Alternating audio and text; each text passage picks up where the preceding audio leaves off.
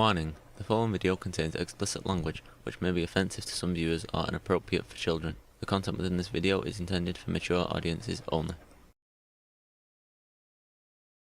Handala, handala, handala, woo! Let me speak in tongues real quick. Because y'all, my defamation attorney, because I've been building this case for 10 years against random news. 10 years, huh? Funny you should say that when my channel's only been around for 6. But hell, what's the Jedidiah video if he didn't start it off with a lie, right? And as you can see, your boy's big mad, and you're about to learn all about it. In episode 34, Jedidiah Brown, crashing out in Dolton. Now it's been about 6 months since I talked about this goofy, yet he can't stop thinking about me. Which is funny since he went out of his way to tell his audience. I don't care about that. You know, they too little for me to be even focusing on that. And don't forget he said this. We're not going to be doing this back and forth. I keep on saying that and I mean that. I got too much stuff to do. I got too much work to accomplish. We're not giving these people what they're hoping for, and that's relevance, clout, resources, whatever. Now this dude goes out of his way to tell me how irrelevant my channel is to him. Yet now he wants to sue, which is fucking hilarious. But before we get to his epic crash out, let's get caught up on what your boy's been up to for the last 6 months. So roll up like 10 blunts, cause you're definitely gonna need it for this episode. You see, after the last episode, your boy tried to take a side quest, and he left Dolton to run down to Flint to try to pull off a grift. Thing is, the people saw him coming, and they didn't let that shit happen at all. All he did was go in there and make a fool out of himself. He also made a fool out of the woman he claimed to be helping to run for office. As you can see by this picture, since he got her wearing a shirt that says Big Dick Energy with Jedidiah, and his name spelled wrong. And I wish he didn't have his face covered so I can tell you you're looking at the face of a whole goofy. But who are we kidding? There'll be plenty of opportunities for that in this video. So spark up and let's watch your boy crash out in Flint. And I've only been doing it 1.5 days, and it pisses me off that motherfuckers are more concerned about who's coming to help versus figuring out how they can help. And they ought to feel some kind of way if a motherfucker fly into their city and they live down the damn street and they're not getting involved with historic events like this. Now here he is going off on the other activists that are already in Flint. You know, the people that didn't ask him to come there in the first place.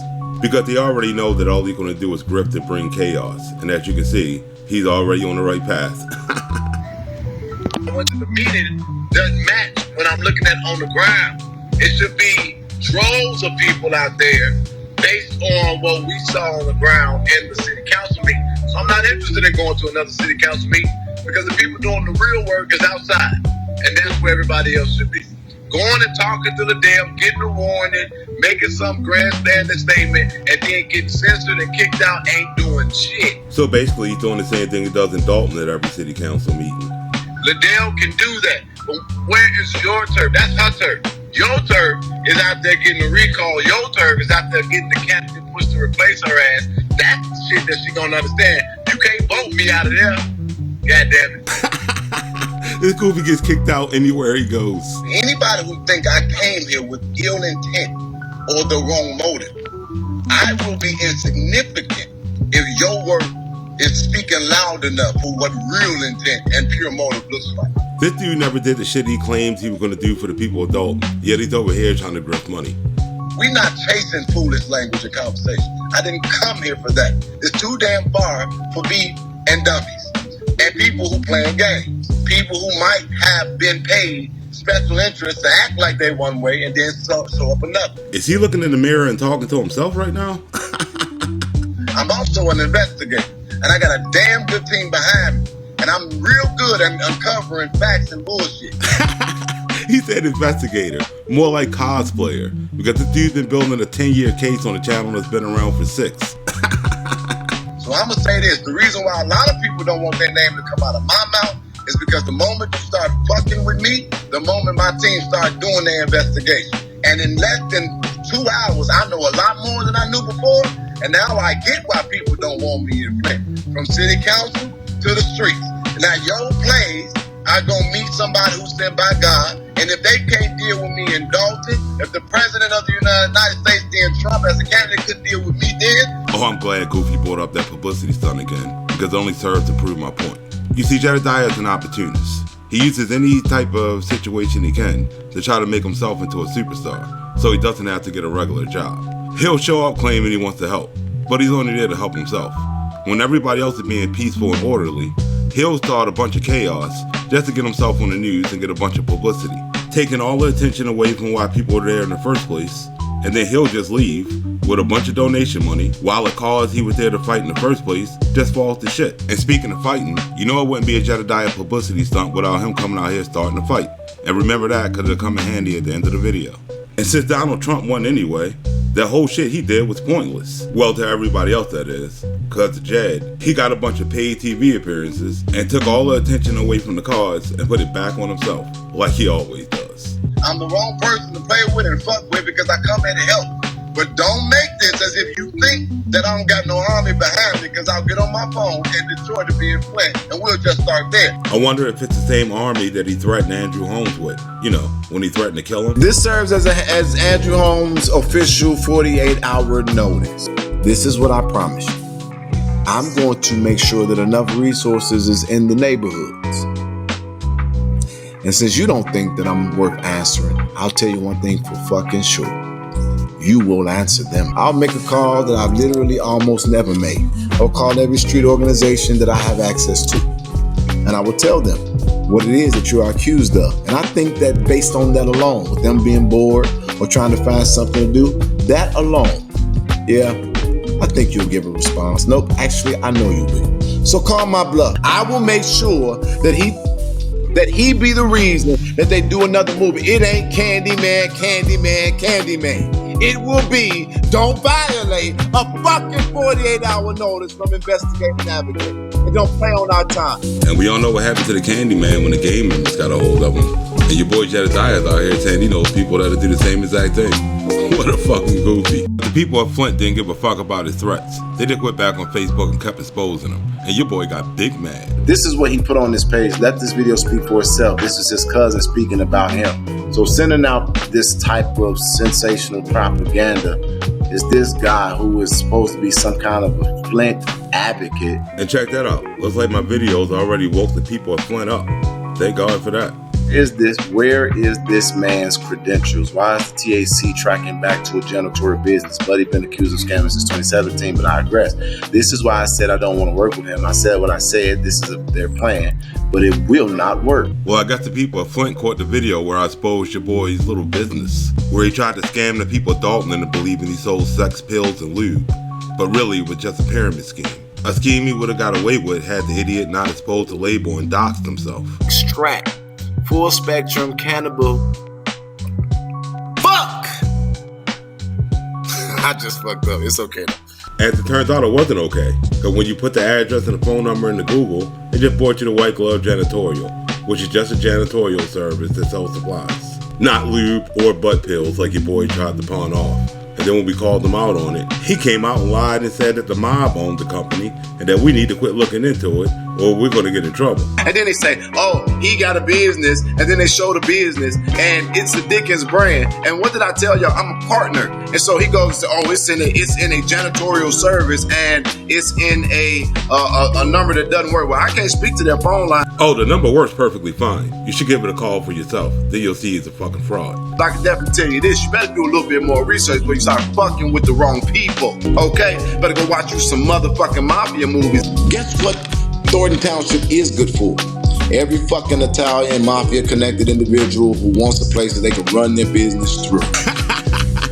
Jed would know all about that, wouldn't he? And who goes out of their way to go and snitch on the mob after saying... That's what they are now. Sponsors, jackass. Sponsors that he's on camera doing a fucking commercial for, pretty much. TAC pills, something that's new. You could put it in your ass. You look at the face of a whole goofy. Let's get back to Flint. So then he posts that video. So what I want to basically say, long story short, is nobody is coming for or checking for this idiot, but shots fired, and we will respond. AKA, he's just gonna get messy. But before we do that, I gotta roll up another blunt. So why don't you do the same while we take a quick break? We'll be right back after a word from our sponsor. From the fraud that brought you the Jedidiah Airbnb program and the ever so popular Jedidiah Brown Party Plate, now brings you his new product. We sell lube that has either CBD, THC, or both. Need a little fix line. for that midnight ride. Jedidiah's got the key to set your spirit free. Investigate and lubricate. It's the lube that's simply great. Funded by the mob, they say. Get you wet in every way. We have pills, THC pills, something that's new. You can put it in your ass, or your vagina, or your mouth. You can put it where you please. Feels like floating on a breeze. Not a scam, it's truly fine. Looped up life, oh so divine. Investigate and lubricate. It's the lube that's simply great. Funded by the mob, they say. Get you wet in every way. You put it in your butt, it's supposed to make you, extremely high and relaxed. It make you hornier, wetter. Put it in your vagina, it's supposed to make you extremely wet. Good. Don't go dry when you can fly. Jedidiah's lube, oh my. Slide with ease and smile wide. In this product you can't confide. Investigate and lubricate. It's the lube that's simply great. Funded by the mob, they say. Get you wet in every way. Each bottle of Jazz Lube comes with a 100% guarantee to make you zesty. A guarantee that'll have you saying, I don't think that my money went the wrong way. Investigate and lubricate. Get your bottle while supplies last. And don't forget, you can put it in your ass. You know the people in this chat can't wait to buy a bottle of that shit. But let's get back to the fuck shit in Flint. Because after we split on, the people kept exposing them. And one of those people were Linda Pendleton. And she got on your boy real bad. And he wasn't happy about it. So he came back with the fuck shit. But I'm actually going to bring one of my associates, and they're going to explain to you all what our findings are as it relates to who we understand to be behind the Linda Pendleton hate. And then I'm going to come back and tell you what we're going to do about it. And I guess Goofy still doesn't understand that doxing is a crime. But here he goes incriminating himself again. I am a investigator on the Investigate and Advocate team. And for that reason, I will withhold my identity. More like he's a cosplaying Goofy out here making himself an accessory to a crime. And so we have come to the conclusion that the person behind the Linda Pendleton page is a young lady by the name of Raquel, who is a former resident of Flint, Michigan. And just like Sheena James and Burglary Blue, among others, your boy and his Goofies are out here putting people's lives in danger. She is a Trump supporter. What the fuck does that have to do with anything? Currently, she resides in... but it has been said that this young lady has dealt allegedly with some mental issues. Anytime a female calls Jedidiah out on this bullshit, he always tries to claim they have mental issues, like he did with his cousin when she accused him of molesting her son. And then they exploited my very mentally ill cousin. You are a stone cold diabolical liar. He sure is. He also claimed one of the residents of Dolton was mental when she exposed him. Trina. Yet another female your boy done got into it with. I understand that she also has mental issues. Now, he can't prove any of those women have mental issues, but we can 100% prove that he does. And so for that, we are very strategic in how we are putting out this report. Says the Goofy that won't show his face because he knows he's breaking the law. And so this individual is also someone who receives information from Liddell Lewis, and it is also understanding that she receives information from the mayor, Mayor Neely. And so what we're doing right now is we are confirming our findings. We're probably about the 70% in. Meaning he's full of shit and he's just throwing a bunch of bullshit out there to keep his audience watching. We're also going to filter it through some of our law enforcement partners and verify the IP addresses, verify the messages that have been transferred between herself and elected officials. He didn't do any of that because if you went down there with a bunch of IP addresses, that would mean that the law was complicit in helping him dox people. And we're monitoring something else. Excuse him. He meant to say he's doxing someone else. Gerard.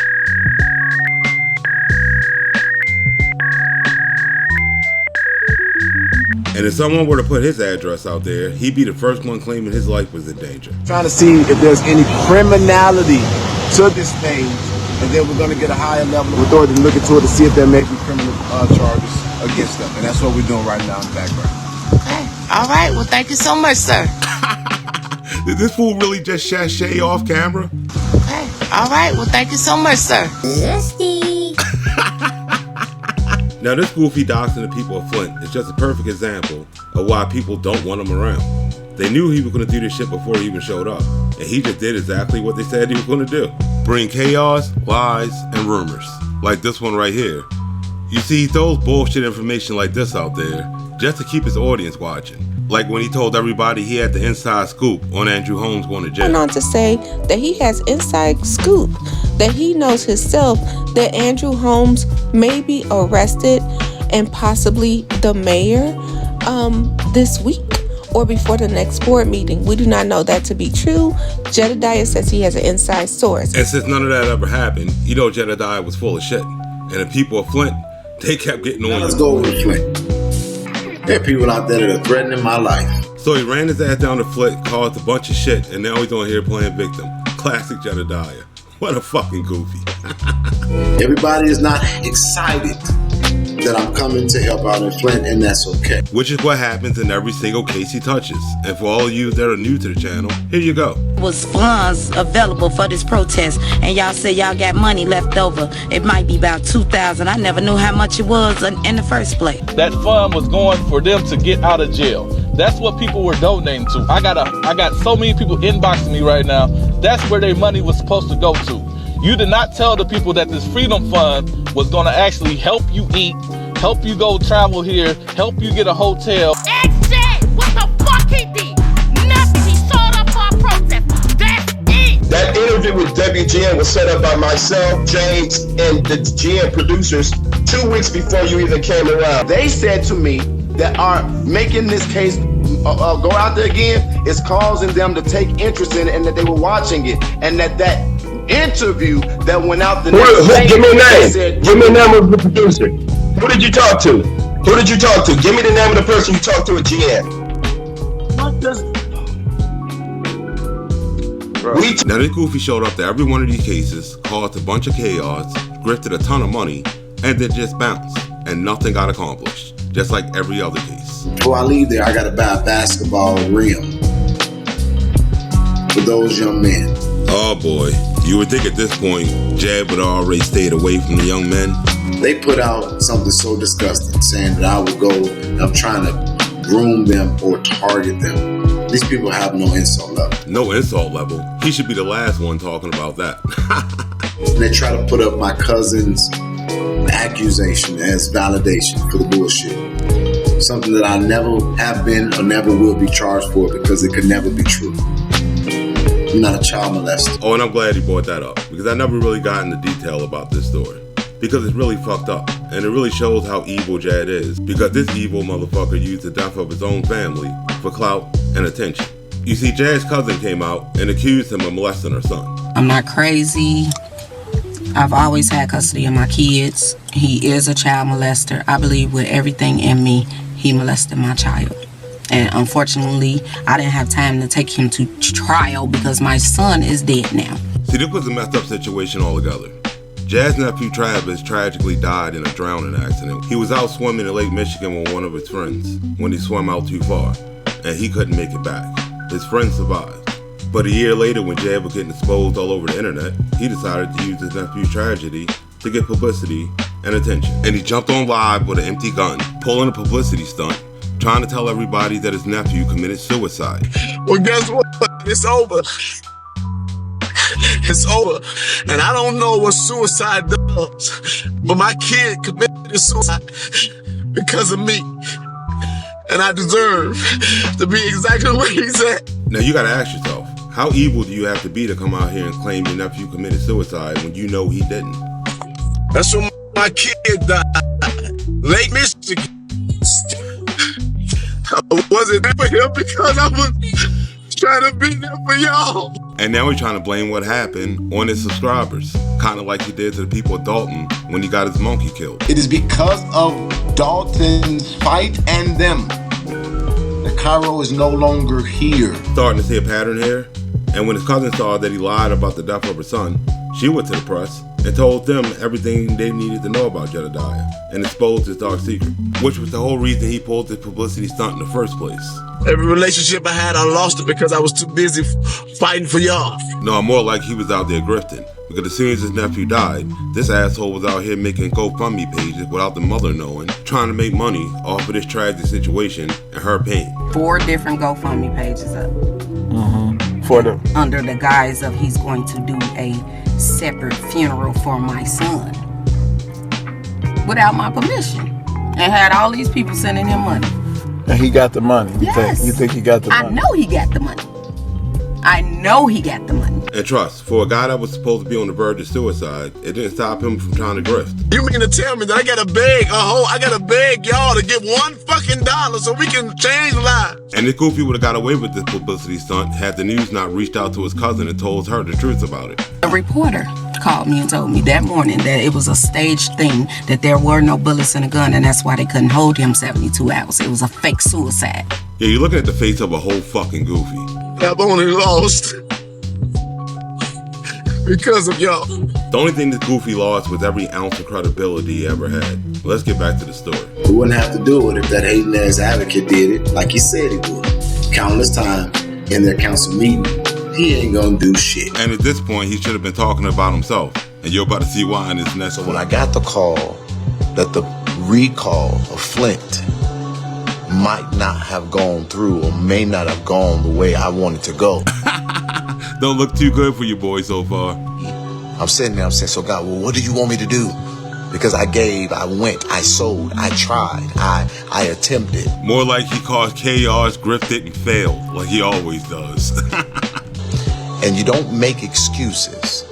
And you don't worry about rumor or what opinions are. Says the dude that wants to sue me over my opinion. And so what I want to say to the people who are on this live right now, I can't see you because I have those comments cut off because I want to be ultra focused and I want to give it as God gave me. No, the Goofy turned off the comments because he's worried about what opinions are. As it relates to Flint, I'm now with my team and I'm looking over everything. And I said, well, dang, if God didn't allow or the recall don't go through, do you stop? Well, since you and your team lost, the answer would be yes. But here is the question. Do the people of Flint love themselves enough? Now watch as your boy proceeds to make excuses and blame the people of Flint for his defeat. Because there should have been way more people out there with Beverly and her husband that entire time. I'm sure they all stayed in the house once you saw he had people running around this dumbass shirt. So those of you all who are talking about the news of the recall, now what? And so what? You looking at the face of a whole Goofy, and he said that shit with a straight face. And the people of Flint got nothing accomplished. He docked a bunch of people, took a bunch of money, and all they got was a basketball hoop and this stupid ass t-shirt. And the only reason he bought the basketball hoop was to make it look like he wasn't grifting. Where the rest of the money at, Jed? But now that you're all caught up on the Flint story, we can get back to Dolton and where we left off in the last episode. See, where we last left off, Jed was getting into it with Grace's Levi, and the super producer turned on him because she knew he was a snake, and she exposed all his lies to Grace. Said he had a problem with me after the 27th. Is that not a lie or is that the truth? That is the truth. After. That's a private conversation that he had when he called me and asked me, was I working with you? Hold on. That's why I didn't want to say anything because I ain't never seen somebody look so zesty when they get mad. Let's see that again. Because zesty. And this shit made Jazz so mad he went and told his mother on everybody. Even Jay, speaking of mother, don't you call your mother to fight your battles? For the moment, I'm gonna call my mom. Like a fucking hole at 2 ends. Kind of get me a little bit upset. But you gotta learn how to have some type of discernment and stop wanting to be entertained. And then if your life is so boring, that's the reason why you all like messy, entertain messy, and don't even have a discernment to be able to know when something's messy and when something is foul. Funny enough, I heard something foul about her a little while ago. He's a product of his mother because his mother is renowned for doing the same thing. Instead of trying to put up a call to his victims, she should have put a call up to his mama victims. This is Jed's cousin, and she knows Jed's mom very well. This been going on forever. A woman was standing in her job about to blow her head off because she stole her husband's insurance money. They are scammers. And now that you're all caught up, let's go back over to Grace Levi's channel and see what she had to say about your boy Jed. First and foremost, want to apologize to the audience that don't want to hear the mess, but we're going to be here for it today. Trust me, you don't even know the half.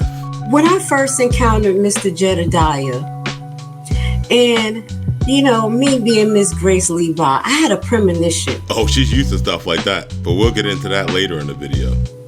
And I said, I will hope that I never have to do a direct live, directly assassinating his character like other people do, because I had hope in that man. Okay? More like she had hopes that she would gain clout off of teaming with him, but it didn't work out too well. I'm not used to Jedidiah type people, but I was spiritually blinded. No, she's just a whole goofy looking for clout, and you'll see by the end of the video. The first time that I ever got in contact, well, not in contact, I had any type of like notation of who a Jedidiah was the Kanika Jenkins case. We're going to get to that. Spoiler alert, she's not going to get to that, but don't worry, I'll fill you in later on. What I know about men like Jedidiah who don't know who they are sexually and are in between, they really hate females. They hate some females. They think they're in competition with females. And I think that's what Jedidiah thought was happening with me and him. Well, we better keep these two goofies apart just in case a cat fight breaks up. Like I said, I know when someone don't like me. I've been around mean females before. I've been around chicks who try to keep you by them because you have a shine that they don't have, and they don't really want to come in opposition to you. So they'd rather keep you close and try to manipulate you and use you. She really out here calling that man a female. That he has a secret hatred towards me, and I knew it from the beginning. And that's why he wanted to fake team up with me. He never wanted to try to kill my momentum, because he is one of those hateful ass females. That's what I believe Jedidiah is a hateful female. Well, that's definitely an accurate description of your boy. And since it's been about 6 months since I reported on him, he's been into a lot of shit. And I'm not going to play all of it, but we're just going to play the best ofs. And this next clip was fucking hilarious. Check it out. Andrew Holmes has violated his 48-hour notice. I have to be every bit of a man of my word. Why does this goofy think anybody gives a fuck about him in these 48-hour notices? We suspect that Andrew Holmes' response to our 48-hour notice was to go try and get another restraining order against me. Which is what any sane person would do when somebody threatens to get a bunch of gang members to kill him. As you all know, I have my private investigator's license. I also have law enforcers who work with me, and I know a bit of almost everything. More like he knows a whole lot of nothing. I'm not saying specifically or exclusively that he was at the courthouse to get a restraining order. That is just what we suspect. See what I mean? The dude just talking shit. I don't believe that he'll get a restraining order, an emergency petition granted, but we do got to wait to see. However, I've made a commitment and I'm going to keep my word. Therefore, I'll be making a phone call to some friends of mine of street organizations in Chicago, because I think that since he doesn't want to answer me, maybe we should give him put him into a predicament where he will have no other choice but to answer. Now, he claims he knows a little bit about everything, yet he doesn't know if something happens to Andrew Holmes, he's incriminating himself. So with that being said, once I make these calls, as I promised, there ain't nothing I can do about it. It'll be out of my hands. More likely to be all over his hands since he initiated it. But he's going to be asked in pretty much, he's going to be asked. That's all I'm going to say. He could have done, this could have been so much easier. It really could be if this goofy would just let the law handle it and mind his business. It could. He's a public figure. He's a public official. He's been accused of something so heinous. So he's saying if you're a public figure and you're accused of something, then it's okay to drag you before judgment. Got it. Therefore, I reinstitute that you can receive up to anywhere from $20 to $50 with credible images, videos, and narratives of every single fucking move that he makes. And now the goofies on here trying to pay people to incriminate themselves and go and stalk Andrew Holmes. I'm going to take that information and I'm going to turn it over to people in that area because he got a damn question to answer. And if you think that this is wrong to do, I just want to remind you to go do your research. Or you can use common sense and not listen to this goofy and not incriminate yourself when he tried to use your information and send a bunch of hitmen at Andrew Holmes. Because there's been a lot of times that Andrew Holmes have come on TV and said, your name is ringing. If you ain't did nothing, answer it. And that's what he gonna have to do. Your name is still ringing, Andrew Holmes. You ain't came and answered it. Well, he hasn't answered yet either, because he got accused of rape, and he never came out and did anything other than some fuck shit. Let's go back in time. There was a young girl who was in this from the beginning. Her last name is Brown. I have video. I have messages. I have witnesses. Now, right off the bat, if this is how you're starting your defense, you know he's lying. And he never showed any of these messages or anything else. There was a young girl who was in the crowd telling individuals that she was being molested. And she said that it was by men that were on the bus. When she brought it to me, I said to her, we must deal with that because I can't have that kind of thing going on the bus. Now, anybody with common sense would have just called the police right then and there and had a bunch of people arrested. But watch what this goofy says happened. And before I could deal with it, the women that were on the bus had begun to tell the many different versions of this that she had shared. Now, I hadn't met this girl before this moment. Now Goofy just called himself in a lie, because he had to admit her beforehand, since he already said they were exchanging messages. Her last name is Brown. I have video. I have messages. Please listen to me. Please listen to me and hear me. And y'all be patient before you rush to judgment. So he wants you to be patient and not rush to judgment when it comes to him being accused of rape. But when it comes to Andrew Holmes, he wants to just get the gang members after him. Okay. And she was telling all of these things, and Noah Brown is not her real last first name. And now he just called himself again, because how would he know that if he claims he didn't know her beforehand? Now, I hadn't met this girl before this moment, but I spoke to her family today, and I'm going to have her family come on, and they're going to share some things that I think that the public desperately needs to know. Oh, you're going to love that, because your boy did some fuck shit there, but we'll get to that in a second. She went and told Mama Teresa that I had raped her. Now, as you can see, he's in the same position Andrew Holmes is in. And since Jed is a public figure, he's been accused of something so heinous. So that being said, shouldn't he be coming on here telling people to be patient before you rush to judgment? When it comes to Andrew Holmes, since he never had his day in court yet, instead of trying to send gang members after him? And if somebody did accuse you of rape and you knew you were 100% innocent, then wouldn't you want the cops to get involved so you can clear your name? Or would you just come up with an excuse like this? And when this girl came to me, I said, I'm going to address the gentleman. I asked her to identify him. She refused to do so. I told her that I was going to go to the authorities. She begged me not to do so. And I said, because you told everybody on the bus, because you told me, we have to address this. And so, when I was going to get the authorities involved and she would not comply, I knew that that moment something was wrong. And I could not pursue it if she didn't want to pursue it. He didn't call the cops because he didn't want his name put into it, because she had already accused him as well. Instead, what he did was get his girl Nora to go on Facebook, find some people in his girl's family that didn't like her, and allegedly paid her to throw the girl under the bus.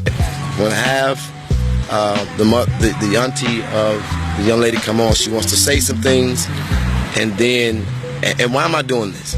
Because I can't fight for justice and just let an injustice happen to me. And as you'll soon see, this so-called aunt is just as evil as Jedidiah, and this shit is pretty fucked up. Auntie of the young lady that accused me of the rape.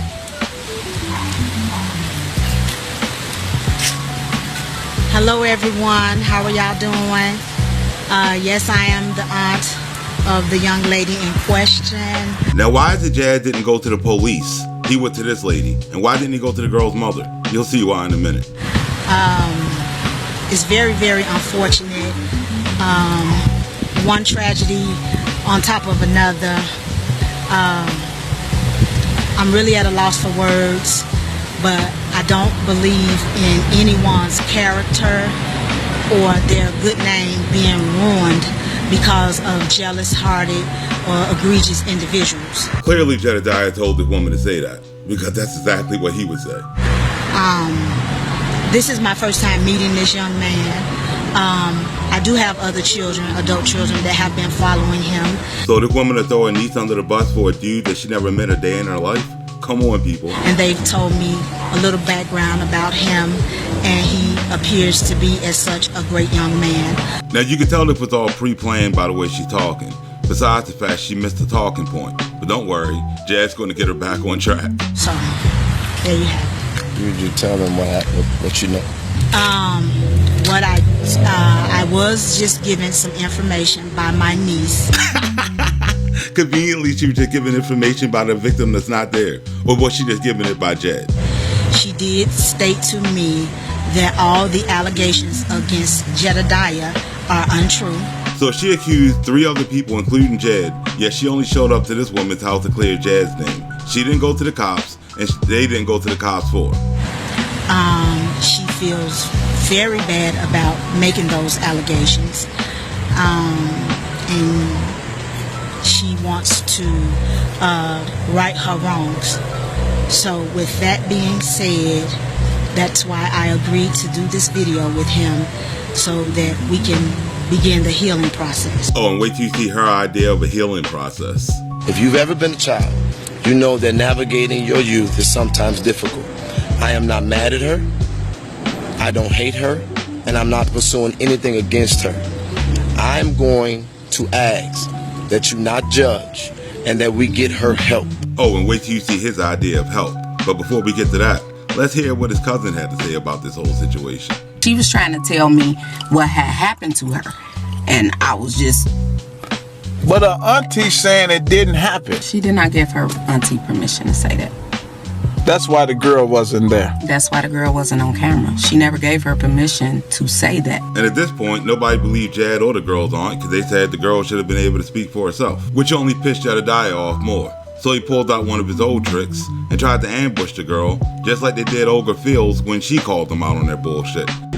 You're not threatening me? You got 1, 2, 3, 4, 5, 6 people. No, we're not threatening. And since Jad already had the so-called aunt's actual children on his team, I do have other children, adult children, that have been following him. So it wasn't hard to get them to take Jad's side in the first place. So Jad allegedly paid the aunt and the children to trick the girl to come down there so they can ambush her on live. And trust me, this shit is hard to watch.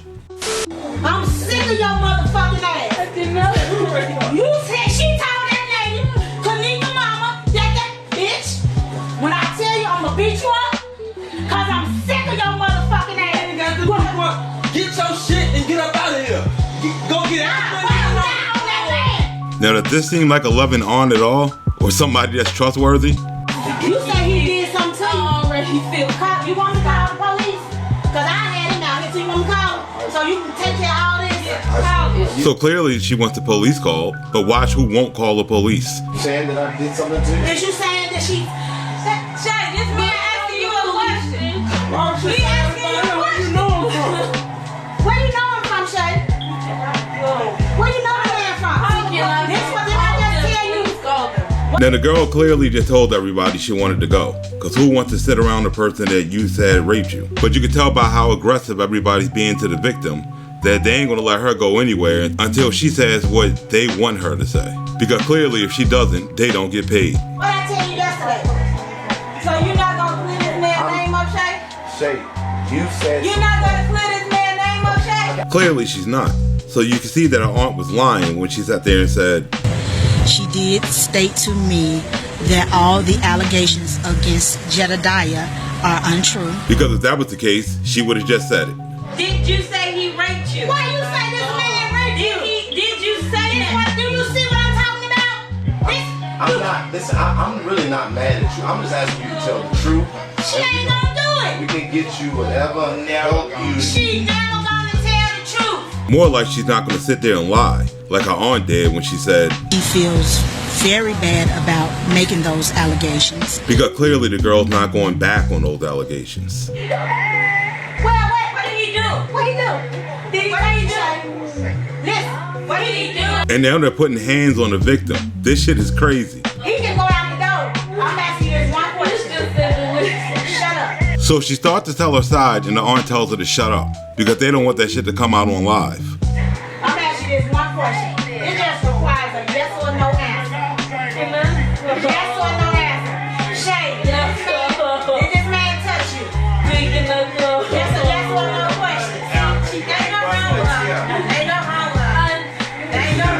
Then the girl's clearly in distress and she's begging them to let her go. And if Andrew Holmes were to go do this shit to Fania Dukes, your boy Jedidiah would be up here crying a fit.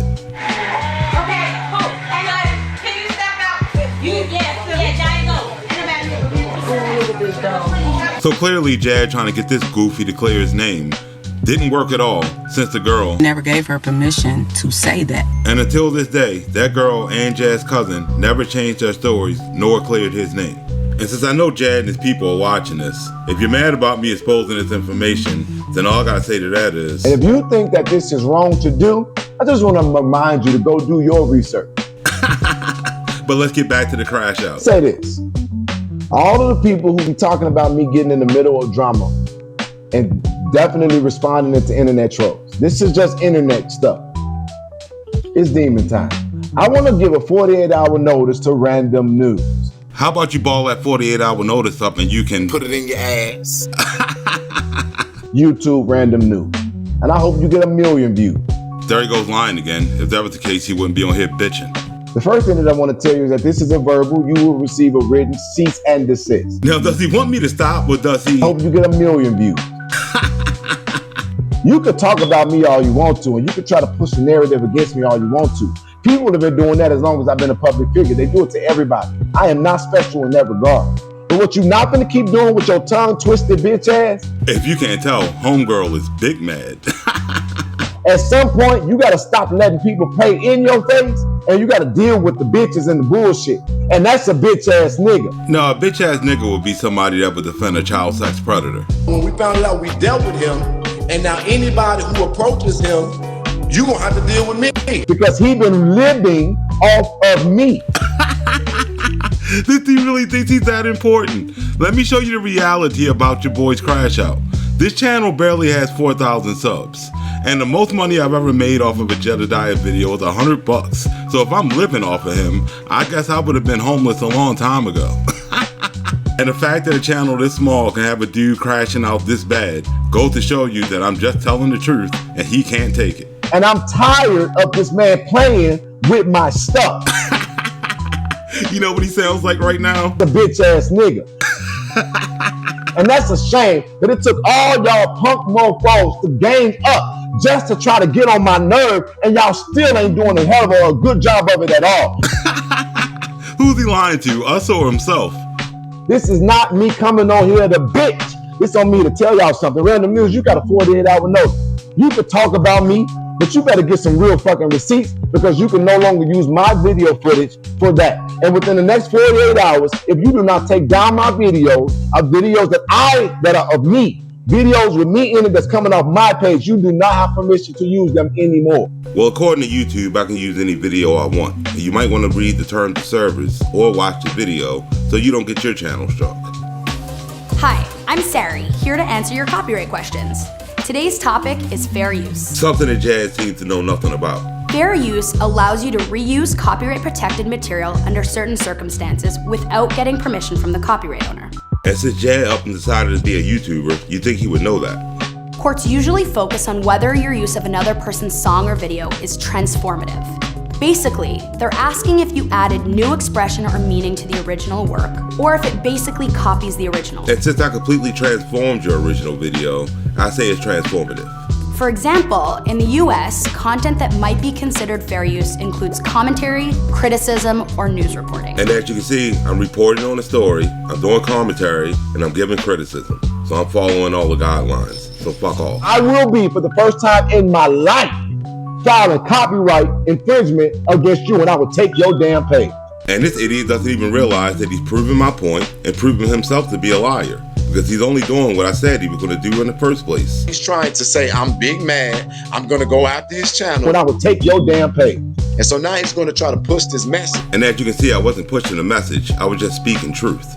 It's just satire. He literally says on there at some point, I got thick skin unlike you. I mean, am I lying?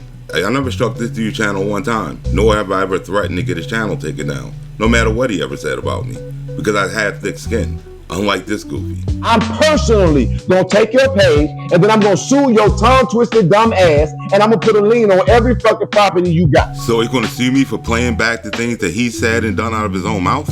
And if this broke-ass loser got so much money, for lawyers and all, Why didn't he use that money to go buy himself a new monkey instead of grifting the people of Dolton out of theirs? Oh, and if you're a resident of Dolton and you donated to this clown, why don't you ask him to show you the paperwork on what actually happened to Cairo, since he still hasn't done that yet? Now, I will make sure my lawyers do that. And I want you to get this. They have said you ain't done nothing criminal. I don't do anything criminal because I also have a lawyer. And I make sure everything I put out here is on the up and up, so I don't get sued by clowns like you. But some people on your team have.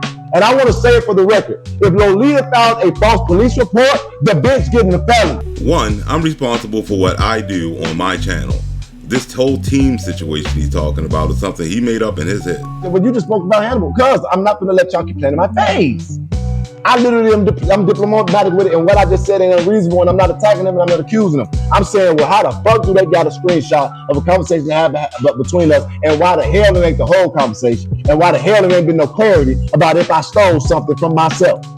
Ain't no damn trustees gave me no $500, and it don't fucking matter. And now he's just blatantly lying to his own subscribers. Who is this then, bro? Mary, Dr. Nikita, Trustee House. Ain't no damn trustees gave me no $500. We're gonna bless you with $500 so that you can invest or use any way you want to. And that's why he wants my channel gone so bad, because I fuck up his grift every time. You got 48 hours to take my videos off your shit. And or if you don't, I'm going to copyright strike all of it. Something that I ain't done to you in years because I didn't even know about you before this. I seen random news one time during the Kanika Jenkins days. Well, since I know I'm following YouTube's guidelines to the T, I sent a copy of this video that he just said to YouTube showing that he plans on false striking my channel. So he might want to read this, so he'll see his channel is going to get terminated when he does, because all my videos are transformative. You using old videos to push a narrative, and now you think you're going to integrate new videos with old videos. See what I mean? And by me doing that, that makes the video transformative, which makes it perfectly fine. And two, it shows all the shit that he did in the past. It shows that he didn't change at all, because he's still doing it. And I'm telling you, your page will be mine. Now, realistically, we got to ask ourselves, this dude got 14,000 subscribers. I have less than 4,000, yet I got him crashing out this bad. Because he's a fucking goofy. And since he wants his audience to think I'm lying on him, couldn't he just play my video back and then show proof like I'm showing that shows that I'm lying on him? Instead, he'd rather be a child than try to strike channels. And you gonna say, he big mad, goofy. I'm gonna show you who goofy. You've been showing us how goofy you are for a couple years now, bro. We get it. I'm not mad. Daddy says, zesty. Daddy said, why does it do you gotta be zesty in every insult? You gotta come up with your own content. You're not gonna use mine because the only thing you've been doing is taking my video, splice it up, and put a narrative to it. And you ain't affected me, you've affected these people. And I can't let you do that no more. And don't expect them to tell you who these people are. And if I affected those people, wouldn't they be on here crashing out instead of this clown? Random News got a 48-hour notice. And I'm gonna tell you, you can say it in your video. He said he's gonna come and get my play because he big mad goofy. Yeah. And now you see why I call him Jediliar. Because whenever you hear him say shit like this, I don't care about that. You know, they too little for me to be even focusing on that. I can call him a liar in advance and not feel bad about it. Because I know he's just gonna come back in the next video like, I'm telling you, your page will be mine. And your boy must be cold as shit sitting in there with that thin ass skin. I'm gonna get it. Your shit gonna be down too. And you gonna be crying somewhere. He attacks people. He mad about some internet shit. No, it's internet for y'all. Exactly. It's just the internet for us.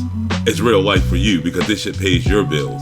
I got less than 4,000 subs. The channel doesn't make any money, dude. You see, unlike you, I'm not on here 24/7 trying to grift money from my audience. I put out quality videos so people can have fun watching them. It's just a hobby, my dude. I can always make a new channel. Okay.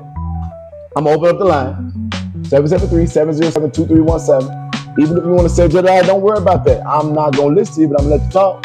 That's right. She always said, Daddy's home. And Daddy's had enough. And I need you guys, so let me tell you what we're doing. We're following the lead. We're following a very big lead. I cannot tell y'all nothing about it, but I want y'all to hear these words coming out of my mouth. There's gonna be an arrest soon. Remember I said this. I have not come on here and lied to y'all yet. We're not gonna be doing this back and forth. I keep on saying that and I mean that. That was a lie. We're working on a very big case, and I cannot say anything publicly. Real quick, look what his supporter wrote on the screen, saying that he didn't verbally give me permission. Well, she needs to understand that he wrote that I can do whatever I want with his videos a long time ago. Because there's going to be a Dolton arrest very soon. I would say within the next 2.5 weeks, if that long. And since that never happened, I guess That was a lie. And I gotta say it that amount of time because I'm not the one with the power to go arrest them in this incident. More like he doesn't have the power to do anything ever. But before we get to the next chapter, let's take a blast from the past and go check out our boy Lionel Harris as he exposes your boy Jad's lies again. And I'm gonna roll up another blunt. You ever heard of bringing a knife to a gunfight? Now, to give you full context of what you're about to witness, Jedidiah claims he was in a knife fight and a gunfight in 2 different videos. Problem is, he used the same exact story for both. Check it out. Well, Pimp and J went from a gunfight to a knife fight. It all starts off with somebody he knows. I went out with some guys that I know, or make some phone calls, and found out that some guys that I knew were on the west side because I was already on the west side. I had just got done having lunch with a pastor. Well, I went to go to a friend of mine's house. I stopped at a gas station somewhere around 3 or 4 o'clock in the morning. Then it goes to someone he doesn't know. While we were outside, a car pulled up. It's kind of dark outside. And when I'm in the gas station, some dude randomly comes in the gas station. Then the fight always mysteriously starts with somebody else. And the car pulled up a little bit past me. And when the car pulled up, the 2 gentlemen that was in the car began to have a confrontation. And he got a whole chip on his shoulder with the whole world. I still don't know what was wrong with this man. And you notice he never heard the conversation. One of the gentlemen that was with me, and they had a little bit of an exchange. I didn't hear exactly what they said. And he was messing with everybody. He actually ended up having an argument with another gentleman. And I yelled, I said, we're not on that today. I guess when y'all was under attack, y'all wasn't standing up and fighting back then. When I did that, that car drove off. In one story, the car drove off. Long story short, he had some other individuals that was with him outside. In the next story, some niggas was waiting outside. Ain't these stories starting to sound a little similar? Remember the story about the telephone? That young man that they were talking to, he asked me, could he see my phone? In one story, he handed the nigga a phone. And I put my phone in his hand. In the next story, the nigga threw the phone in the car. I had the phone, and that's why when I got to the car, I threw my phone in the car. In the first story, his friend had to make a distress phone call. He wanted to see my phone because he wanted to call for other people in the area that he knew. I did not know at the time. I know now because he had already knew that they had beef. I didn't know they had beef. In the next story, he did. If somebody going through something, I'm gonna pull out my phone because I'm gonna make sure that as many people that would care can have their eyes on it, be aware of it, and help make a difference. So when it comes to me, my safety, and what's going on with me when I'm in distress, I told them, put it out there so as many people who care and who can help me out. Somebody always coming back. I gave him my phone, and as soon as I unlocked it, I said, this is how you unlock my phone. First the car come back. That's when the car had came back, and they were shooting. Then the niggas go outside and come back and wait for you. We went outside. He came over literally to my car because I was the only one that was not afraid and willing to fight that back. Watch how this nigga described this story here. When we started hearing the shooting, we thought it was fireworks until, you know, and everything's happening fast, turn around and see, no, we actually being shot at. You heard some popping sounds in Chicago and you thought they was firecrackers. Nigga, please. I don't know what story is worse, this one or this one here. I got cut. He pulled out the knife and he cut your boy. And when you cut me, that's a whole nother conversation. You notice how the crowd is always dispersed. The guy that cut me, I chased him. So I quickly closed the door, locked the door. I chased the guy who cut me. We kind of dispersed in our different ways. We dispersed and looked for the guys. When I looked for the guys, I found everybody. One by one, really, we found each other, thinking that each other had got shot. Damn, y'all dispersed that long and that far from each other. Y'all thought everybody got shot before y'all met back with each other? Y'all must have really been running, nigga. I found a young man who actually had my phone. He was crying. You notice all the Pimp J gay fights happening in a rental car? And when we got back to the vehicle that I was driving, the car that I was riding in, which was a rental car because I had just also came right off of the road from Atlanta, Georgia. Hey, Pimp J, why every time you in the gay fight, you either leaving or you in Atlanta? I was trying to get in my car. And when I got back to the car, I plugged in my phone. And once I plugged in my phone, literally just notifications everywhere. First, Pimp J didn't want to bother nobody because he was scared. I was very shaken up by it. I got to be honest, I was afraid that I thought I was going to lose my life while I was being shot. So I took a moment to thank God. Then Pimp J didn't want to call nobody because he didn't want them to be worried. I didn't want to worry the world when I was out of distress because I was cool. So I wasn't going to say nothing. I was just going to let them know when I see them why I had a bandage with a laceration on it. I'm telling you, it's the same exact story. Look how he described how people was happy to see him. About people saying, am I okay on Facebook? My voicemail was full, my text messages was full. But it was already out there. You all were aware. You all was putting out the information. And I want to thank y'all for that. And you know who you ain't cahoots with? When I put the phone in, I got the call from my mother. I'm not gonna stress out my mama.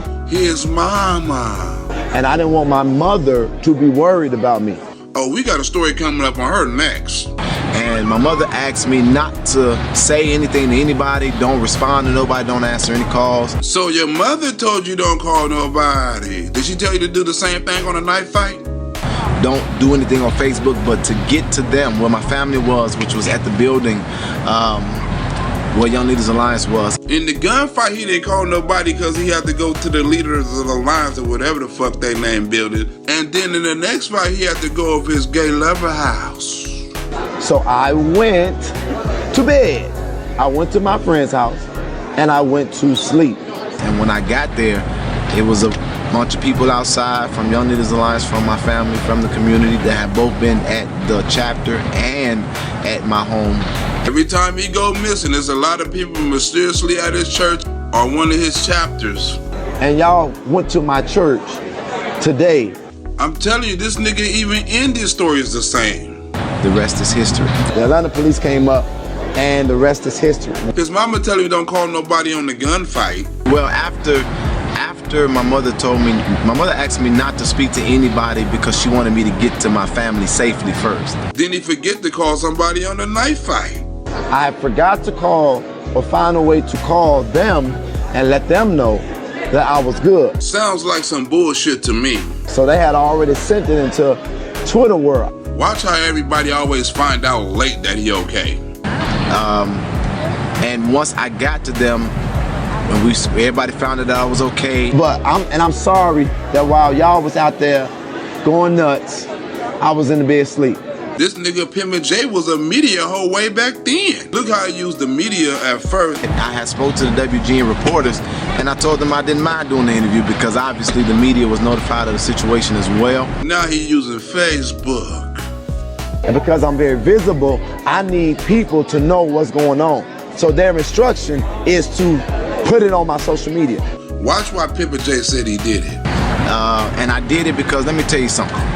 Every time I show up at a scene where there's a shooting, I always encourage the family in the moment of tragedy and calamity. I ask them, I have to really encourage them, console them, and counsel them to take the courage to even talk to the reporters so that the message can get out and that they could ask the violence be stopped and that the police do their job. This nigga always talking about the police ain't doing their job. When the police came, they doing their fake investigation. And APD almost let these guys go because APD didn't want to do their job. And I tell them that to do that in the sense of being brave. Brave like what? You chasing niggas with knives? And to taking courage. The guy that cut me, I chased him. So then when my time comes, why wouldn't I do the same thing that I'm asking for them to do, which is make sure that you speak out on it and bring awareness to the issue. They know Pimp J lying. Look, Pimp J posting fake news on Facebook way back then. They asking him why did he post he got shot. Everybody thought it was 4 of us total. Everybody thought that everybody got shot. Sorry, I had to chime in for a second. This goofy really posted to all of his followers that he got shot, knowing full well that he didn't, because he's a whole fucking goofy. Carry on. So everybody thought everybody got shot. Nigga, are you fucking serious, nigga? I've been in a lot of shootouts and you know when a nigga got shot. Usually the nigga holla, I've been shot. You disperse. We don't know what's going on. All we know is that there's a shooting, you run, you panic, you go. And I was the one that was pursued, but how is somebody always coming after him? They all came at me. Even I thought that they got shot. They pursued you, but you thought everybody else got shot, nigga. So that's what I'm trying to figure out. What I came for. You know, you panicking, you're trying to figure out what's going on. Why in both stories he talking about his phone features? Yeah, we all thought each other was shot, and I commend him once again, as I did in person, because there's an application on my phone called App Locker. On the iPhone, on the phone, there is a feature that you can push in distress. And I lock certain things on my phone. And watch how he even uses social media the same. Pimp J had every app locked except the Facebook app. Ain't that a bitch? So my contacts is definitely locked because I got some very important people contact numbers in my phone. In the gay knife fight he had his people put it on Twitter. They have access to my Facebook. They have access to my my Twitter. I've been in advocacy for years and I've always had them to do this. And so that's why you guys had the individual who came on my Twitter and put out there that I had an issue. And he couldn't get to anybody. And I thank him for going on Facebook. And in the gun battle, you had people put it on Facebook?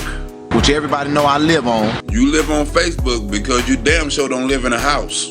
And saying that I got shot in his thinking so that people could become aware. And like he said, I wouldn't be out there bogus, laid out, dead. This is a damn shame. Even the people that was interviewing back then thought he was bullshitting.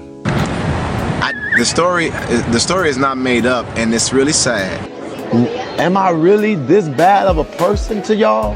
That ain't nothing I do genuine? Not one thing I do could be genuine to y'all hating ass people? Yeah, you are genuine, all right. You's a genuine liar. I can give you that. What in the world kind of attention do I think I'm going to get out of this? But I made a commitment. I am not going to be responding to people in their foolishness. Because most of the people who's accusing it of it being a made-up story are people who look like me. And there your boy goes showing how he really doesn't like black people again. He just likes to use them for their money. Damn, Pimpin' J was accused of ungrateful black folks way back then. These are the people who, if we just be honest, you know, if you really pay attention, this is not something that I just did or do. I've been doing this consistently. Read my posts, my blogs. I couldn't have been making this up for over a year and a half now. If you read my posts, you see me always in the community, always responding to these situations, and it's just really sad. So these people, who said you making up stories? Ungrateful black folks should really, in my opinion, they should be trying to figure out how could we come together and solve this issue versus how could they try to find a way to discredit me and destroy it as something that's a myth. But now I want to say 3 things. If you had 3 things to say, why did you only holding up 2 fingers? That's retarded. Now I want to say 3 things. It's real, and if they read like what DNA put on the newspaper, if they actually can read. Pimpin' J, who can actually read? Ungrateful black folks. Then they will see that the reporter saw the young man was with me. The young man was with me in the car. You always got a young man in the car. When I got interviewed by DNA the next day. I told you that dude was a fucking clown. But let's get back over to Dolton, because we got a whole lot to cover. And to keep this video from being 3 hours long, I'm only going to go over the best stuff. So when your boy went back down there, he decided to try to reignite his feud with Martin the crime chaser, which didn't turn out too good for your boy. There's been a lot of bullying going on in social media. Threatening people. If you don't come out, you don't do this in 24 hours, I'm going to expose you and all that. What kind of stuff is that? That's just what Jed calls being petty and zesty. Threatening black women, putting hands on black women, molesting, touching, finessing young boys, want to kill themselves. Y'all know I'm telling the truth. You know I'm telling the truth. And Jed knows he's telling the truth also. That's why he hates Martin so much. That's who I'm talking about, Doodoo Brown. Y'all know him. Y'all know him. You done slept with every pastor. Now that's none of my business, but judging from what his cousin said about him, I wouldn't put it past him. Jedidiah have homosexual tendencies. What do you mean? Tendencies? Yeah. Yes. He's Brian in Boys Town. He's Brandon in Michigan City. Nah. Yeah. Ask him who he is at the Jeffrey Pub. At the Jeffrey Pub. This shit is crazy. Everybody gay knows him as a different name. Where most people just call him Goofy for short. Every gay boy walking up to him, hey, Brian. Call that man Jetta Brian. Shame on you. Yeah, Doodoo Brown. Now, since Martin just clowned Jad and went on about his day like he always does, and we all know whenever a guy comes at Jad with beef, he wants no parts of it. And since he and all the higher-ups that he claims to be cool with couldn't manage to get Andrew Holmes arrested like he said he would, he decided to do the only thing he knew how to do well, and that's go after a female. So he decided to go after Tiffany Henyard, and that shit was hilarious. Check it out. Come on, you tried to commit suicide on top of Walmart. You was in an insane asylum. Yeah. You forgot about that while you was talking about me wanting to commit suicide? Now here Goofy goes stalking Tiffany at the courthouse, which isn't going to turn out too well for your boy. Oh, what about those boys you be fucking on? You bisexual. That kind of stuff. Yeah, what about all that? Yeah, I know. I'm gonna put it out today. Why is he pretending like he cares about that type of shit now? Because when his boy was out here doing that shit and the community tried to get rid of him, he was on here all like... Found out we dealt with him, and now anybody who approaches him, you gonna have to deal with me. And Jaz's boy Justin got caught on tape doing what he did and convicted, unlike Tiffany's boyfriend, who Jad hasn't shown a receipt for yet. And still to this day, Jad is still not throwing Justin under the bus for being a fucking chomo. You ain't tried to commit suicide? You weren't on the roof at Walmart when you thought that lady was leaving you? Who? You don't know what I'm talking about? Yeah. And remember, he's making fun of this dude for wanting to kill himself, because that's going to come in handy later. Or how about your car being taken back by your ex-wife or your wife? How about that? The car that's in the garage. How about that? Well, at least somebody was going to take his car, and he didn't have to fake a carjacking. That was a drug. Oh, shit. Shit. Oh, my God. Bro! Somebody just stole my car! You fucking clown! He just pulled the gun on me. He just pulled the gun on me and stole. Get the fuck out of here. Go. And if you think that acting's bad, listen to the phone call he sent to the cops. You got the description of the car. Call the police. I'm doing it now. It's an Enterprise. How you doing? I just got, I guess I got carjacked. Yes, you did. What do you mean, I guess I just got carjacked? Your boy's a whole dumbass. I'm gonna do my report in my respective place and the way I'm supposed to do it. I am, but I'm not in there. I can't be right here. You cannot do it out here. I can't be right here in the foyer. And once again, your boy's caught doing something unlawful. I don't feel safe around none of this. Yet he willingly chose to show up and put himself in this situation. Weird. You know what to do? You can leave. I'm gonna tell you right now, don't. I bet. I'll cut it off. Yeah, they changed it. But what law? How do they get to change the law when they Judges, this is their building. This dude gonna ask a dumbass question like that, yet he calls himself an investigator. Yeah, it's a judicial area. But they don't. Okay, I guess. He's talking. All right, bet. So since your boy couldn't stalk Tiffany at the courthouse anymore, he decided to go full Goofy, and he wouldn't grab one of the addresses to one of her properties and wouldn't stalk her and her family. Check this shit out.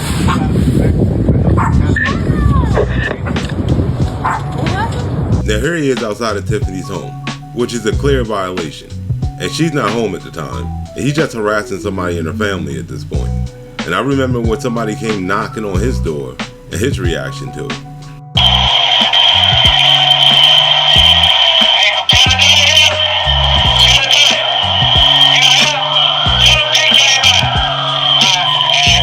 You see, when the boy got his address and came looking for him, he hid in the house. And when they left, he jumped online saying this shit. I believe that responsible men Understand that you got to be a provider and a protector. I'll protect my family and I'll protect myself at any cost. And so what you do not do is show up at any address that I'm on. Looks like Goofy doesn't like it when strangers show up to his house unannounced to cause trouble. Weird. It's too far, and I'm not gonna play that kind of game. And here in 2025, it seems like those are the exact type of games your boy likes to play. This is crossing the line. See, Jed knows full well what he's doing right now is crossing the line. Yet here he is being a whole fucking goofy. Are you all considering supporting Playhouse 2025? No? No comments? All right. That works. Now, since Goofy didn't get the grand spectacle that he was looking for out of this encounter, he decided to wait outside of Tiffany's house for her to show back up. And when she did, he went full Goofy. Check it out. I'm gonna do that for you, Tiffany. I'm gonna show you. He'll leave your ass just like he left his wife. He only looking for a come up. That's why Kim put him on you, because he was looking for a come up. Oh, Jad knows all about looking for a come up. Just ask the people at Dolton about the monkey he grifted from him. And again, we still need to know what you did to Kyra. You exploited that woman's weakness, you punk bitch. That's your goofy ass. Yeah, but tell See, I told you everybody just calls him Goofy for short. me I'm lying. Say I'm lying. Say I'm lying. Say you wasn't fucking off in the hotel. Say I'm lying. Say I'm lying, come on. Say I'm lying, come on. Come on. Say I'm lying. You ain't said it yet. Well, if he's talking, we can already say he's lying. But I can definitely say he looks zesty as fuck right now. Zesty. He ain't said it yet. Come on, say I'm lying. Say I'm lying. You been fucking off on the mayor. Going in the hotel. You Well, he most definitely looks like a Goofy right now. And all it did was cause more problems for you. I want to tell the general public that at no time have I ever advocated for the senseless violence of anything. And I will not cower with my innate stance that a person has a right to self-defense, and I do believe in self-defense by any means necessary. But I've never advocated for the attack, for violence towards, or for the senseless violence against any human being in my entire life. Then you might want to go tell that shit to this Goofy, because I don't think he got the memo. Or call every street organization that I have access to, and I will tell them what it is that you are accused of. And I think that based on that alone, with them being bored or trying to find something to do, that alone, yeah, I think you'll give a response. Nope, actually, I know you will. So call my bluff. I will make sure that he be the reason that they do another movie. It ain't Candyman. It will be, don't violate a fucking 48-hour notice from investigating advocate. And don't play on our time. And again, let's hope nothing happens to Andrew Holmes from these gangs. I remember when the gangs were after this Goofy, and he was all like, y'all believe that somebody is trying to orchestrate a hit on my life. Should I come to Chicago, they're trying to get me killed. This dude was told somebody wants to kill him, yet he still managed to look zesty. Zesty. Now the gangs were coming after him because of a rumor somebody put out about him. And this is what your boy had to say about that. When you're hurting or you're trying to get answers and somebody come up with anything, people on the streets ain't trying to do no research to figure out what's fact and what's not. And again, by him knowing that, you would think he wouldn't be sending 48-hour notices to Andrew Holmes, knowing he hasn't had his day in court yet. As I'm speaking to you, Tiffany Henyard is en route to the Markham Courthouse in hopes of having a judge sign off on an emergency order of protection against me. What do you expect to happen when you got a Goofy with too much time on his hand and a married group of idiots bothering you all day? That will impede my ability to move in this community and to finish the advocacy that I've committed to until we're able to sort out such a issue. But it goes beyond that. There was a woman in our intelligence that I've been made aware of. Her last name is her name is Choose Compassion. Choose Compassion has decided that I have done something unlawful in her assessment. Well, her assessment was probably right since you watch him do a bunch of unlawful shit throughout this video. And she has filed a report with the Federal Bureau of Investigations. Crazy, right? The Federal Bureau of Investigations are now investigating me. Why is it that this dude has to be so messy that things have to escalate to this point all the time? They're investigating me for a terroristic threat.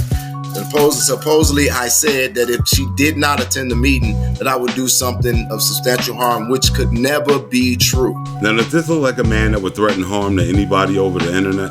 So anyway, I am going to I'm going to slap the shit out of him. Yeah, no, you heard that. Because we all know Jed would never show up anywhere to put his hands on anybody.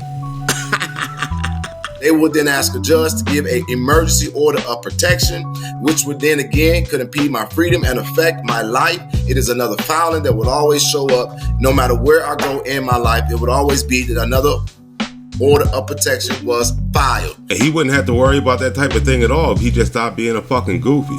And if anything happens to me, I don't care if it's the FBI, the CIA, the President of the United States of America, or any other entity, I will make sure that every bit of information that I have meticulously and carefully and methodically released in consideration of even you, I will make sure that all of it is in the public for the court of public opinion. And in the court of public opinion, this fool's a fraud. So why does he think anybody's gonna give a fuck about his information? I am not a threat.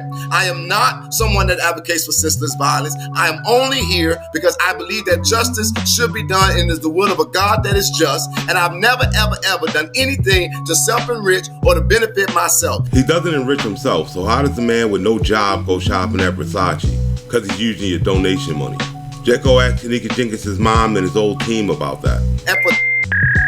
But choose compassion to in your own free stead, because you are full of hatred, you are full of ignorance, and you are full of hell. For you to go and file a false police report with the Federal Bureau of Investigations and them to follow it up tells me that you all obviously must be concocting this plan together, because who has the power to make the FBI move this fast against me? Clearly somebody with actual connections, unlike yourself. And I'm going to rise above this, and no weapon formed against me shall prosper, and every tongue in judgment against me will be condemned across the board. Because let me tell you what I meant when I said you don't know who I am. Forget about me, and I'll say it again as an asset that have had the opportunity to work alongside the DOJ, who have paid me as an advocate. So if he claims the Department of Justice is paying him to come out here and cause all this chaos, then I guess I was correct when I called him an agent provocateur. Not as a snitch, but as an asset. So now this goofy works for the mob and the DOJ. And Tiffany Henyard, I want to tell you, make your best attempt, because I guarantee you it will pay. Now you're probably wondering why Tiffany Henyard or any other woman would need an order of protection against this dude. And you can forget about the stalking and all the bullshit he was doing before then, because everything came to a head at the Dolton Township meeting where your boy showed up and crashed the fuck out.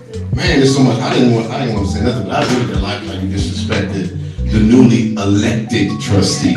Now here's Jed at the meeting confronting Tiffany Henyard, and things are going to go off the rail real quick. But what I want to say is clear that you got questionable spending habits, you got a failed business venture, your restaurant was deemed nasty, and it's proven while you talking about her education, we can't even verify yours. As you can see, he didn't show up to talk about policies. He's just here to try to provoke Tiffany Henyard.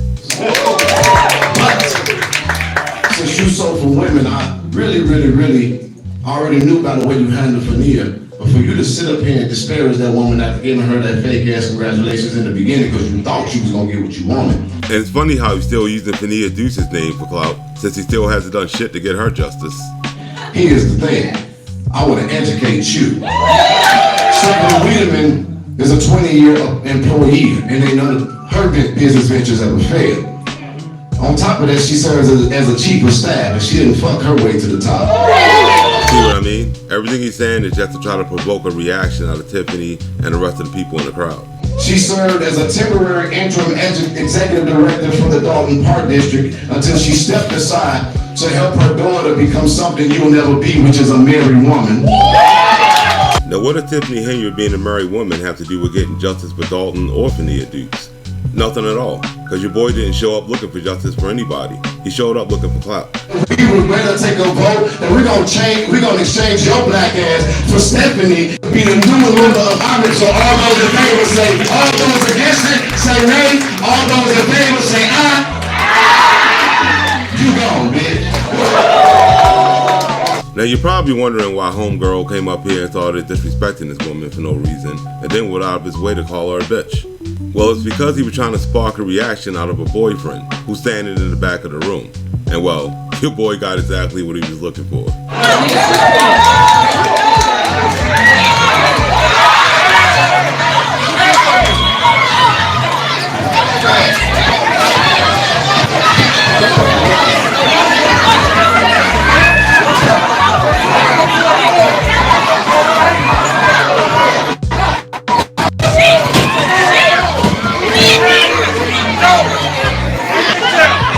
See what I mean? All this dude does is show up and cause chaos and fuck shit. But let's see that fight from a couple different angles.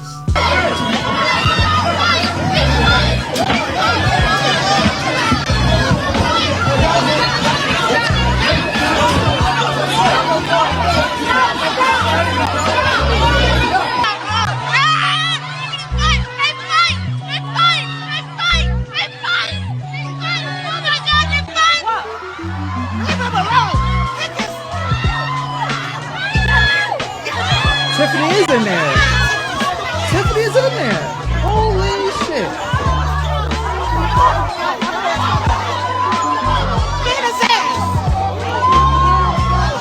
Yeah, that shit got real ratchet real quick.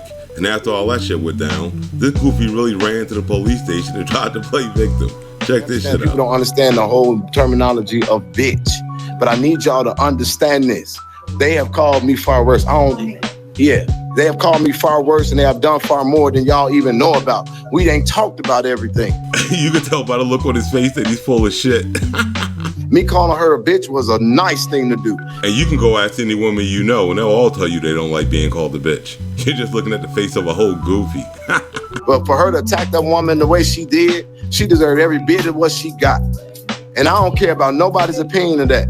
I'm trying to, man. See, your boy getting all flustered because he knows he's in the wrong. And he ain't got shit to say about it. Ain't nowhere in the world I should be going to jail because I defended myself. As you can see, Goofy trying to rewrite history. But that wasn't nothing compared to the crash out he had in the car. Don't Check get it out. twisted. The tooth that's missing out of my mouth was already missing out of my mouth. No, it wasn't. That shit got knocked out when he got kicked in the face. And the funniest part about all that, I remember him saying this before the last Dolton Township meeting. How can I talk about facing the fear of retaliation if I'm not willing to go into the lion's den believing that God will make them be at peace or toothless? And it looks like the only person God made toothless after that brawl was this Goofy. I want to be very clear here. I did not go into that meeting intending to attack anybody. Well, it's not what the video footage shows since you provoked the whole shit. But what I did tell y'all is that my 65 or 86, my notice was disrespected. My 168-hour notice was disrespected. And for everybody who now had it twisted, get it untwisted. I don't play about my notices. And that statement alone tells you that he went down there to do exactly what he did, cause chaos. I don't know when I'm coming. I don't know how I'm coming. But you better believe one thing for damn sure. I'm going to come.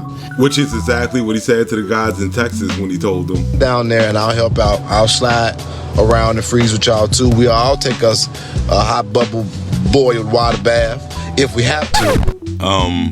Did this dude really just say what I think he said? Let me run that back. We'll all take us a hot bubble boiled water bath if we have to. To y'all that what happened tonight was a setup and already knew about it. And you would think he would drop a receipt to prove that, but he won't. But after I made my comment, I went to take my narrow black ass to my seat, and then that man called me a bitch something. So when he called me back, because all y'all that got it twisted, I said, what did you say? And I went back there to figure out what he said, and at that time, I literally saw what looked like it was about to be the beginning of a fight, and okay, we do this. This man said it's a permanent green light on me. In other words, I feel threatened by Kamal in any setting. What part don't y'all not understand? So he threatened by Kamal in any setting. Yet we just watched him stalk Kamal and Tiffany at their home, the courthouse, and everywhere else. Then he showed up to a meeting knowing the dude was going to be there in the first place. So how the fuck does he feel threatened at all? He's looking at the face of a whole Goofy. A permanent green light on me, okay. And Jad knows all about having a green light on him since he put one on Andrew Holmes and he said he can't call it off, right? He's gonna have a problem. He probably would want to stay his ass in the south suburbs forever. And that's what I mean. This is the kind of thing that you don't just easily call, because it ain't the kind of thing that you just easily call off. Do y'all understand what I'm trying? Do you understand the words that are coming out of my mouth? See, Jad only agrees with green lights being put on people when he's the one doing it. So when I said what you say, and I saw the melee beginning to happen, I waited like a wise man would for somebody to hit me. Somebody hit me. I think it was from behind me. Nobody hit this goofy from behind. At least not in the fight, that is. But we'll get more to that in a little bit. I don't know what the fuck video y'all watch, but I'm gonna tell y'all two things that I remember very vividly. How the hell am I gonna fight a man that's over 6 feet tall, fight me with his feet? This man put his feet in my stomach and knocked me over his head. I don't know how to fight that. Come on. Zesty. And if that ain't the face of a zesty ass goofy, I don't know what it is. I know I'm swinging at who hit me, and I get hit from my left side, and I swung and smacked that hoe, and then looked up and saw a gold hair fleeing from me, and I realized that I just popped the shit out of Tiffany right back, because she popped me. And it sounds like we had one hell of a cat fight on our hands. And your boy's looking pretty proud of himself for putting his hands on a female. I got picked up like a toddler. I was winded, my slides had failed me, and little Burke baby Hercules knocked me the hell back.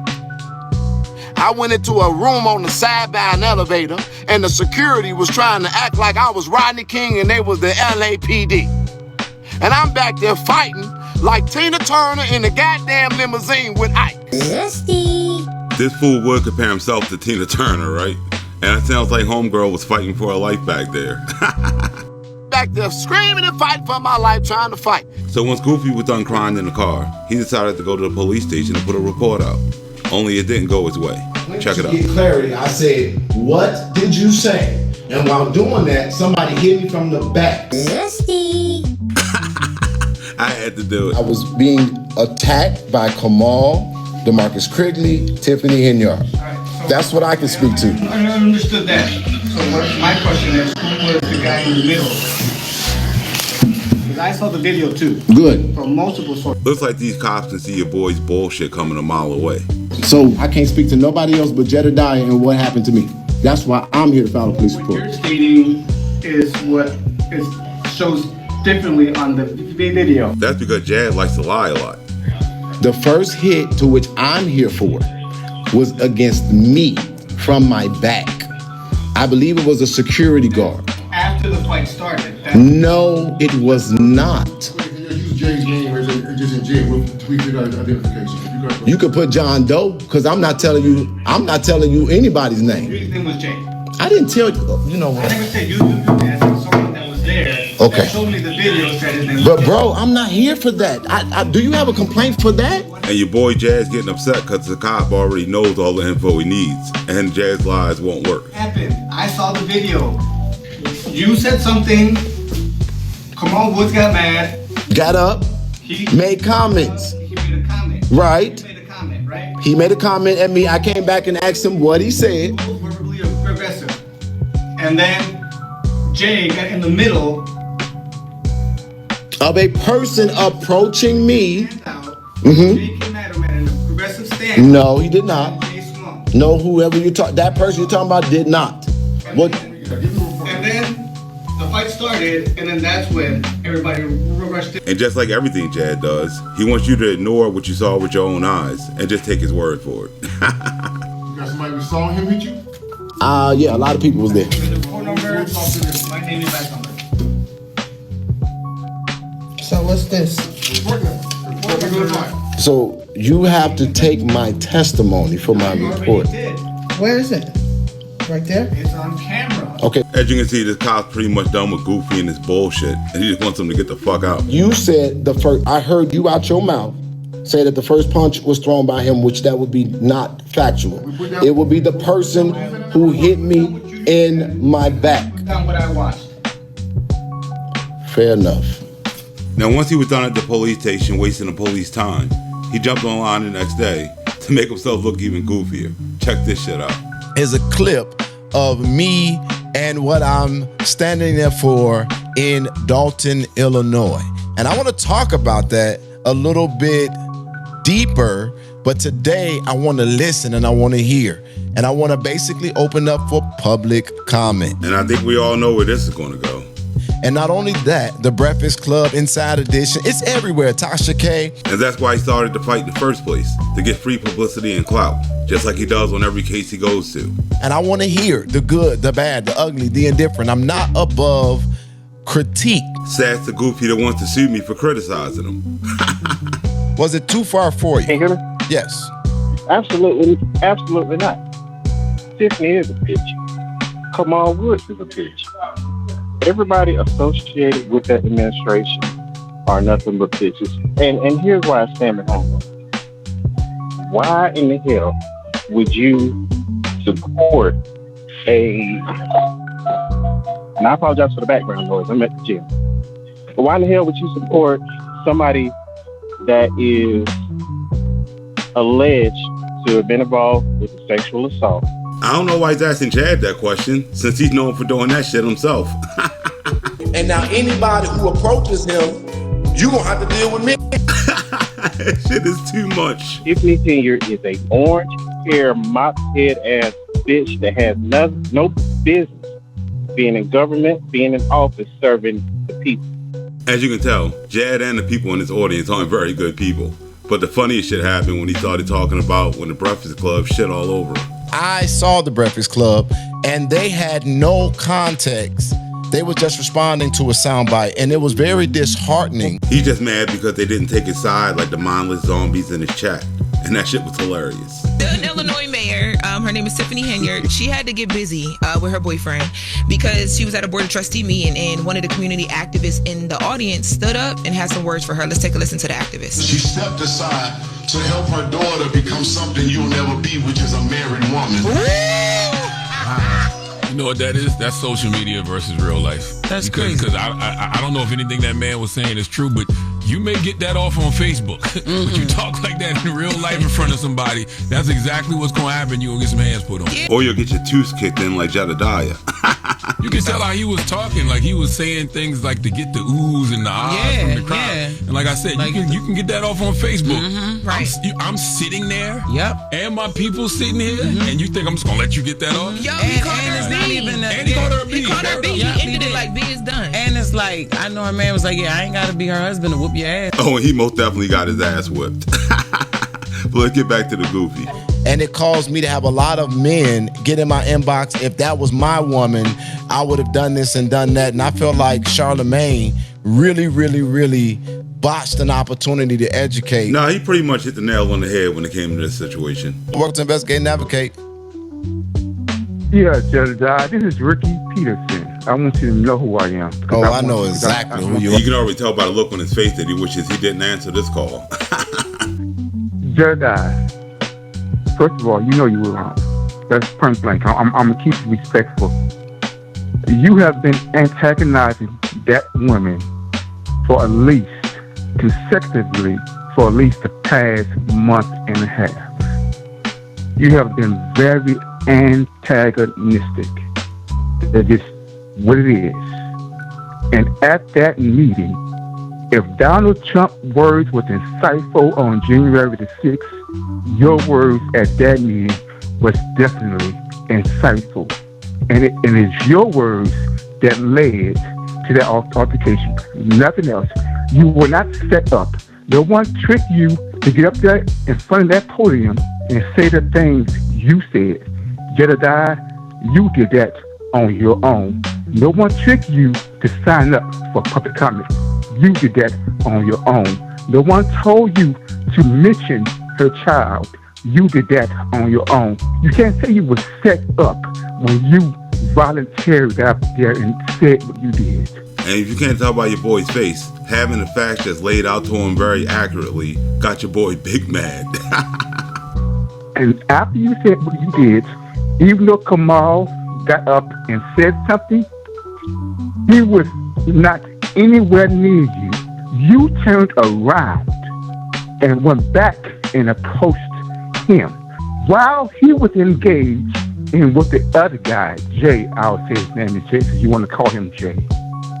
While he was engaged with him, DeMarcus was initially trying to pull Kamal away. He didn't get involved in the fight until after you began your assault onto Kamal. And hearing the truth got your boy steaming right now. You know he's about to go the fuck off. If you want to be honest, you can't look at the same tapes. You were there. You know what happened. Okay, this ain't your show. We're not going to let you go down the whole rundown. So you say you disagree. You thought it was wrong. Yeah, it's wrong. Are you going to be her lawyer in the case that's coming? And you know Goofy ain't got shit to say when you ask a dumbass question like that. You're saying that basically the word bitch is not proper for that type of setting. Are you okay with Kamal calling me a bitch ass nigga as I walked away and then saying my mama's a bitch? After you said all those things, if you said those things about someone I care about, first, I'm going to be honest with you, Jedidiah.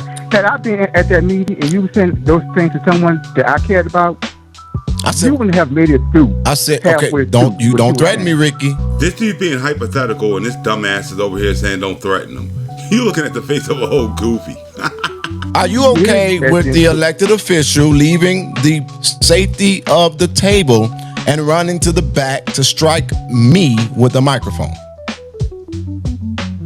If you were attacking someone that I cared about, which you were doing, yes, I'm okay with it.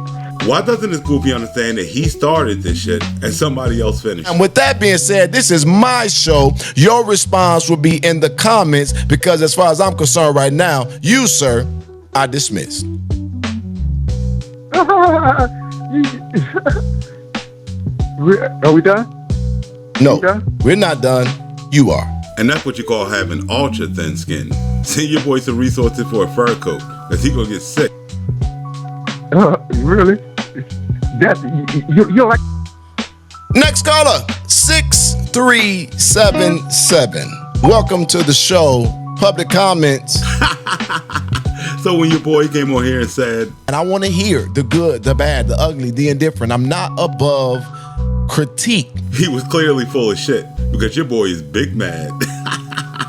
And shit only got worse for you, boy, because Tiffany then came out and dropped this video. The story has been about the mayor getting involved in what we'll call a brawl in town hall.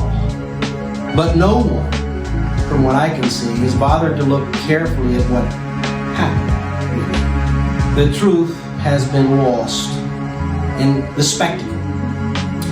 And to begin with, the man who started the whole problem that night at town hall is certainly not. Now, how you gonna be throwing gang signs while you being carried out like a bitch?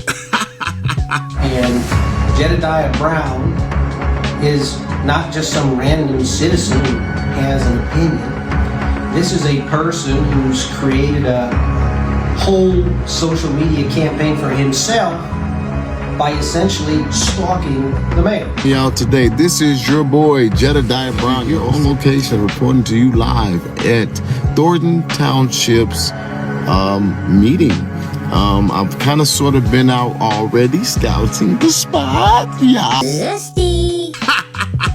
Sorry, I won't do it again. I'm gonna be cutting off my camera. Kamal just arrived here and he won't smoke, so I'm definitely. It's cool. And what I'm gonna do is wait for the next resident to go into that building, and I'm gonna ask them if I could be in there with them, because they shouldn't be able to stop me if I'm just simply here accompanying another resident. This is what one-man protest looks like. Checking the door. How you doing?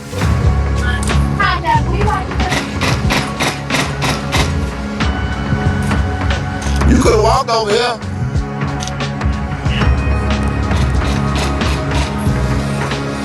Okay. Right, I understand. What's up, man? What's your name and badge number? What's your name? 114. I'm trying to get their attention. I'm trying to get in there. Yeah, they got your attention because they called us. Good. So I said, all right, it's cold. Let me step right here too. No, they don't want you to go. But you came in, you went in there. Get it? Do your job. I get it. I don't say that lightly. He actually has been stalking the mayor when she's with her family in her private time. He has come to her home. I'm not coming to you. bitch, you come to me. People saying you went to her mama house. You went to her mama house. You didn't expect for her to respond? Absolutely expected for her to respond. To create a spectacle. And when that happened, the mayor even went so far as to pursue a restraining order against him. And at this point, this dude hasn't lied one time. Jed is his own worst enemy. When we really look at the video, if you take it frame by frame, what hasn't been reported, but what is there, is that this guy, Jedidiah Brown, didn't just come into the meeting. The man was armed with a knife. The man drew that knife. Man, I can't believe I'm even doing this. But even though I don't even like Jedidiah, I gotta be fair. The goofy didn't grab a knife. What he did was grab the microphone. If you look close, the dude that's with him pushed the microphone towards him, and Jed grabbed it like a pussy to use it as a weapon. As you can see right here. Then he switched it to his right hand and proceeded to attack the person with it.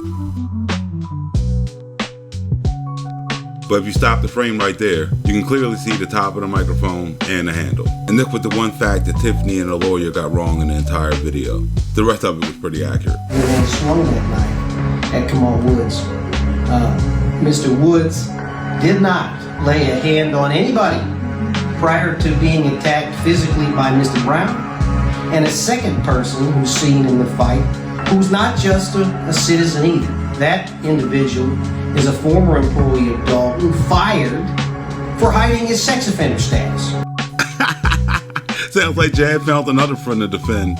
That's because Redmond is listed as a child sex offender on the Illinois State Police Registry.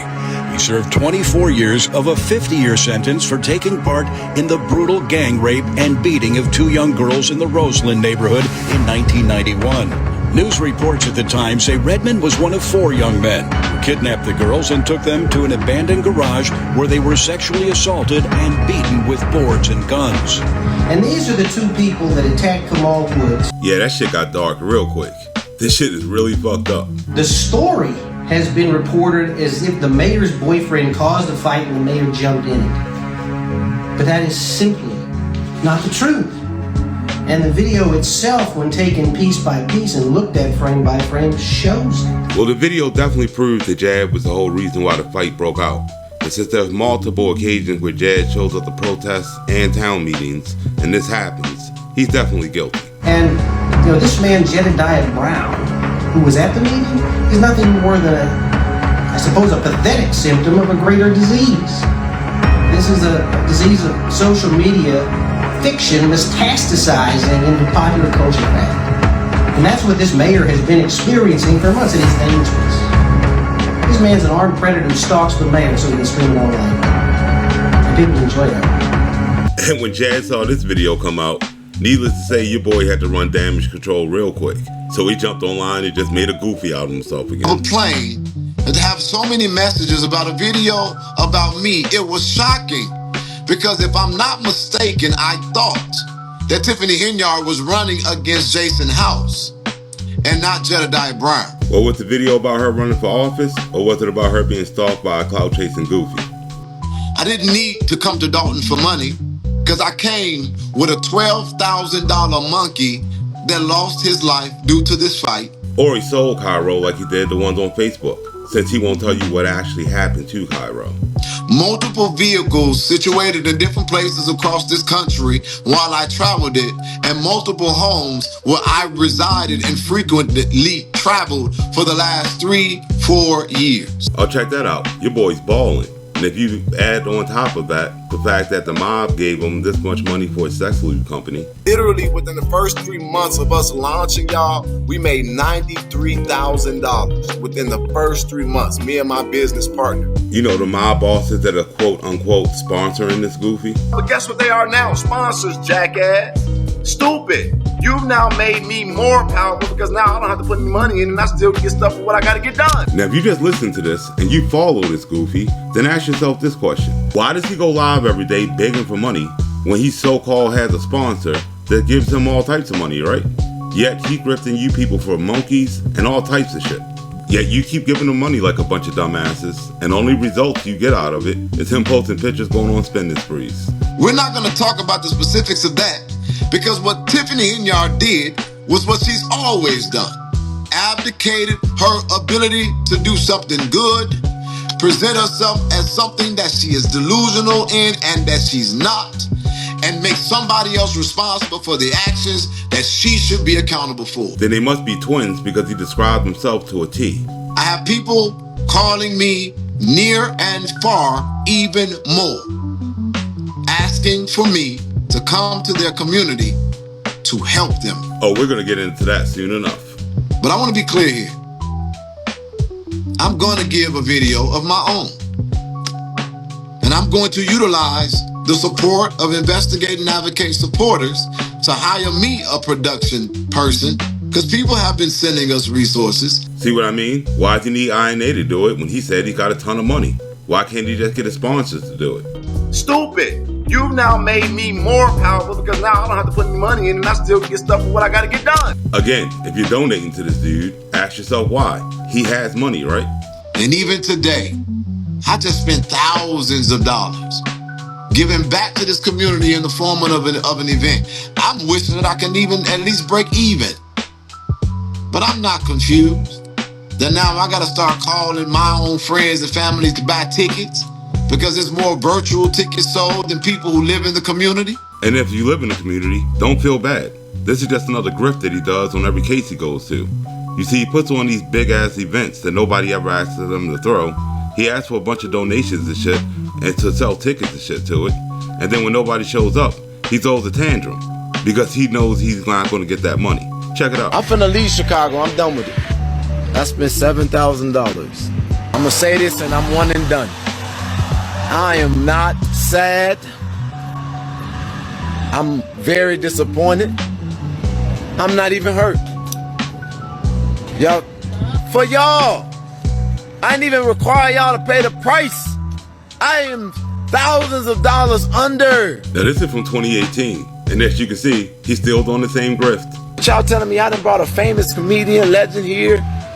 Some of y'all bought tickets, you didn't show up, but more than anything, hold on. Hold the fuck on. Y'all didn't show up for y'all own shit. Nobody asked him to throw this shit in 2018. And as you can see, he wanted to double up off the tickets, but it didn't work. Y'all have proven what the artists in Hollywood tell me all the time. They not coming to Chicago. Because the Chicago is ungrateful. Chicago don't want it. Chicago treat people like they owe them something. And here it is 2025 and he tried to recycle this old grift and failed again. What a goofy. I even went down from a $65 ticket all the way to $25. Your boy was getting desperate. Y'all took my family. You took my money. You took my home. You took my car. I think you did. I got that was the girl on the tour in the background telling him that he did that. locked. I'm saying I'm doing it again, and I'm happy about it. I don't give a fuck. Fuck it. Oh. Y'all shit. I lost $7,000, but you don't think I'm poor. And again, he shouldn't have to ask his followers for any money since. But guess what they are now? Sponsors, jackass. So from now on, when this jackass asks you for resources, tell him to go investigate and lubricate and ask his sponsors. I am not mad. I'm just clear. And as I look over into Harvey, Illinois, who is a community now asking me to come. Harvey, Illinois. This should be fun. The days of these labels stagnating in my life is over. Well, I don't know about that. But before we get to Harvey, we gotta make a little detour real quick. Because as I was researching this shit, something funny happened. I saw Grace Levi coming out trying to defend this goofy. Why? Because she's not getting any views. And at this moment, this is the hottest story on the internet. So she wants to get her views off of it. Check we it out. all got the objective to get this wildebeest out of here. And this is the same woman that gets mad when you make fun of people online. Yet here she goes. I said what I said. Meaning she feels it's just fair game. So okay. Who we got on the audience? Let's put random news up. I didn't see you ever. You been in my audience. Boy, you been watching me. Get me them views. Now watch how me asking that one question caused your girl to crash the fuck out. Because she knows that video exposed her as being a fucking fraud. That video is up there about Kanika. Okay, if y'all want to see the video where I had a premonition about Kanika, it is up there, baby. I talk about the spiritual side and all types of stuff. So what you gotta say, Random News, with your slow ass? You creep. No, what's creepy is the fact that your whole YouTube career was based off of you coming online and lying on a dead girl for clout. Like when you said this shit about her. Is that I was having heart palpitations. And since she thinks she can hear ghosts, I definitely think that's a side effect of cocaine. So I took my stethoscope out and I was like, well, let me listen to this. Well, good thing she just had one of those just laying around. Basically, Kanika came into my heart and Kanika wanted to tell me a story. And I was like, oh, God. So she put the stethoscope up to her chest and Kanika started talking to her. You're looking at the face of a whole goofy. Have you really been following my page and seeing my work, baby? Seeing my knowledge? Huh? Have you been getting to know who Grace Levi? Did y'all finally do your research to find out who the fuck I was? We already exposed how her and her fellow nurses were involved with a scam COVID company. I was in New York in the middle of COVID, making $10,000 a month. I mean, oh, that's a fucking lie. $10,000 a week. I can show you the stubs. But Crucial Healthcare in New York. You see, Crucial was a private company that took advantage of the COVID response for money. And then they tricked a bunch of nurses to coming up there promising them $10K a week. But just like Jed's butt pill company, the nurses quickly found out it was all a scam. And they all filed a class action lawsuit against the company. So she said she has pay stubs for $10,000 a week. I'd like to see them because she'd be the only nurse that got it. And the fact that she wanted everybody to believe that a dead girl came and spoke to her through a stethoscope and told her this. She also said that she did have a threesome. She said she had a threesome with Monifa and her boyfriend. So Kanika came back from the afterlife, jumped in this woman's heart just to tell her she had a threesome with Monifa. Come on, people. And when you gotta come online and lie on a dead girl for clout, you know you're a whole fucking goofy. Random News, you up in here? You came to bring the shit? Huh? I don't need to show them. They could go right in my timeline because that's one of the videos that I posted like 6 years ago. The question you need to ask is why won't she show it? It's because she knows it's gonna make her look like a whole fucking goofy. That was the spiritual side of Levi that came out. Didn't I tell y'all I know when bitches do voodoo? And that statement alone should tell you were dealing with a goofy. But then this dumbass went along and told everybody that a dead girl was pregnant when the autopsy showed that she wasn't. So she had the threesome because Monifa begged her to. She said she did it, for her friend, like it was nothing. I swear the way these people play with the dead is criminal. She don't even know this girl. And this is who she may have been pregnant by. And you would think the autopsy would have showed she was pregnant. But why look at that when you can listen to this goofy, right? Didn't I tell y'all I came from the tribe of fucking Levi? And that's the shit that I had to repent from my family because I know what voodoo is and I know what witches is. That's why I could tell what Hinyard is and all those funky ass witches that you keep around you. This woman doesn't even know who I am, yet she's telling you I hang out with witches. Weird. Huh? That's why I've been having to pray and make sure that I had the blood of Jesus around me because I had motherfuckers like you stalking me. Did I have to go off today? What made Random News come out and say anything? Huh? What made Random News have to come out and say anything today? Because he's a clown? Because I hurt his feelings? I know. You want me to shut up? Hold on. My back phone ringing because you made me... Your girl crashing the fuck out. And what's happening right now is one of her friends is calling her to tell her just that and telling her to get the fuck offline because she looks like an idiot. Oh, Jesus. My angel called me. My angel called me and told me to calm down. Man, you're looking at the face of a whole goofy. I don't deal with demons and devils. Yes, she chose to come online and talk to spirits. Weird. Y'all see that part that just came out? That's Levi. Mess around and find out. Don't come on this platform trying to disrespect me. The only disrespect was her trying to make money off a dead girl's name. Me asking her to review her own work is not disrespect at all. Bringing up dumb nonsense when I'm trying to bring the peace and call out what I'm calling out. If you want to see the Kanika video, it is still there. You see how she's going out of her way to not play that video? Because she knows it proves that she's a fraud. Again, That's the only ammunition they have, because you are so dead. You don't understand that we're in a spiritual battle, and there's demons around that is like you. That's possessed. She calling me a demon possessed. Yeah, she's the one on here talking to spirits saying stupid shit like this. Kanika funny. She was getting aggravated with me because I kept asking shit. She wanted to tell me her story. You gotta be real hard up for cash when you gotta come on here lying on a dead girl for views. To this day, even if I tell you me and Jedidiah are not close, whatever it is, I told you how I feel. What I believe Jedidiah is a hateful female.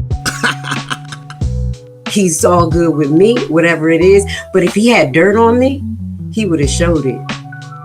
If they had real dirt on me, they would have showed it. Yeah, it's because they didn't look hard enough. Y'all notice that they haven't showed no dirt on me, y'all.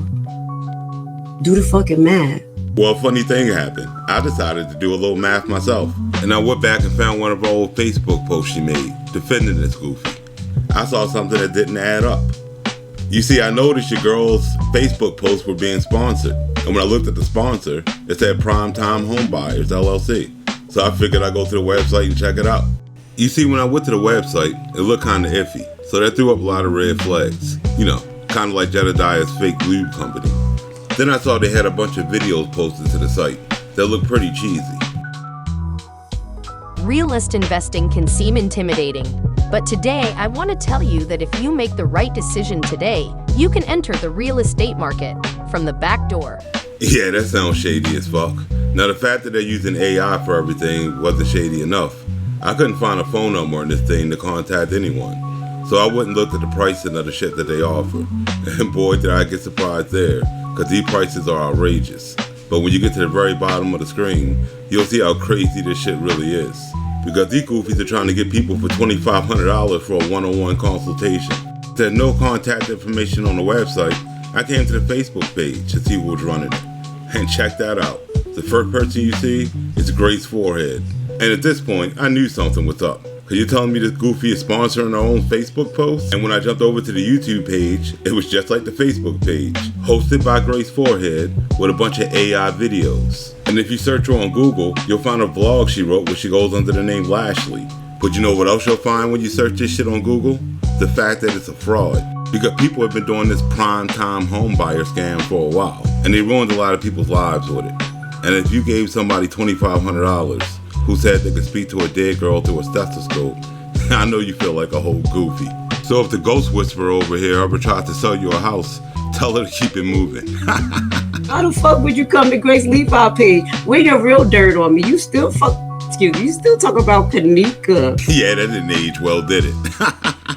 I'm gonna edit this live, and most likely I'm gonna cut the part out with me cursing out that guy. I'm gonna cut that out.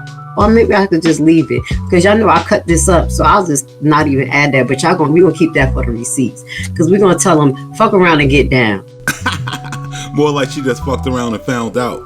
But now we're done with this goofy. Let's head back down to Flint, where your boy Jad went to the council meeting to cause more chaos. Morally bankrupt pastor who served as a member of the school board when he unethically obtained the school that y'all, I guess, worship in, that den of thieves that has the cell tower that's in the back of it that gives him personal enrichment. That's what's gonna keep me here. No, your boy's gonna stay there until he milks all the residents dry.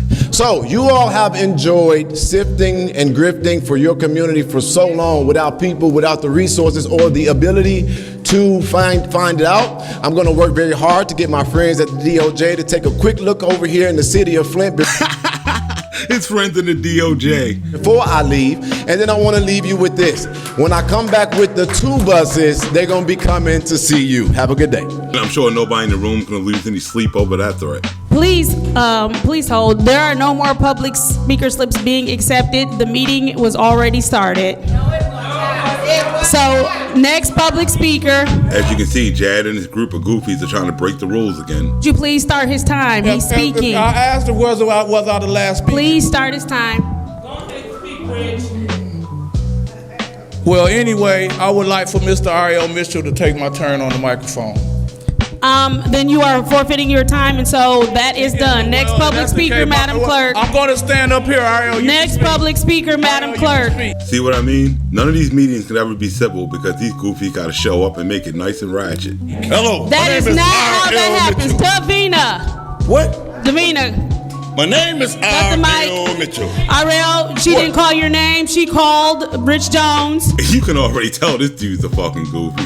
You do not. We cannot transfer speaker slips. Please have a seat, Ariel. Please have a seat. You don't have to beg me to have a seat. Come on, please. Next public speaker. He wasn't going to say anything smart anyway, but we'll get back to that goofy in a second. All right, we'll put the meeting at ease until we can reestablish quorum. But we all know when Jad's involved, the last thing you're going to get is quorum. Beverly Biggs for third ward. Yeah, now Goofy's using a bullhorn inside of a council meeting. Something that should have got him kicked out from the start. Can I get 3 more minutes since we at ease? Now, if they're at ease, why would he get 3 more minutes? But we'll get more into that in a second. Another thing that I was concerned about is how sir, Pastor Martin, we're at ease. I don't know what that means. Excuse me. Pastor Martin has a water bill. Yeah. Sir, that's not what we do. As you can see down here in Flint, they're just not gonna let your boy take over city council meetings. And as you see, since your boy couldn't control himself, the cops showed up and made him get the hell out of there, like they always do. But funny enough, look at this big goofy walking around holding up the black power fist. Watch what he does when he gets to the window. This goofy's over here standing in the window, waving his hands and dancing around like a fucking idiot. And this is Jad's boy.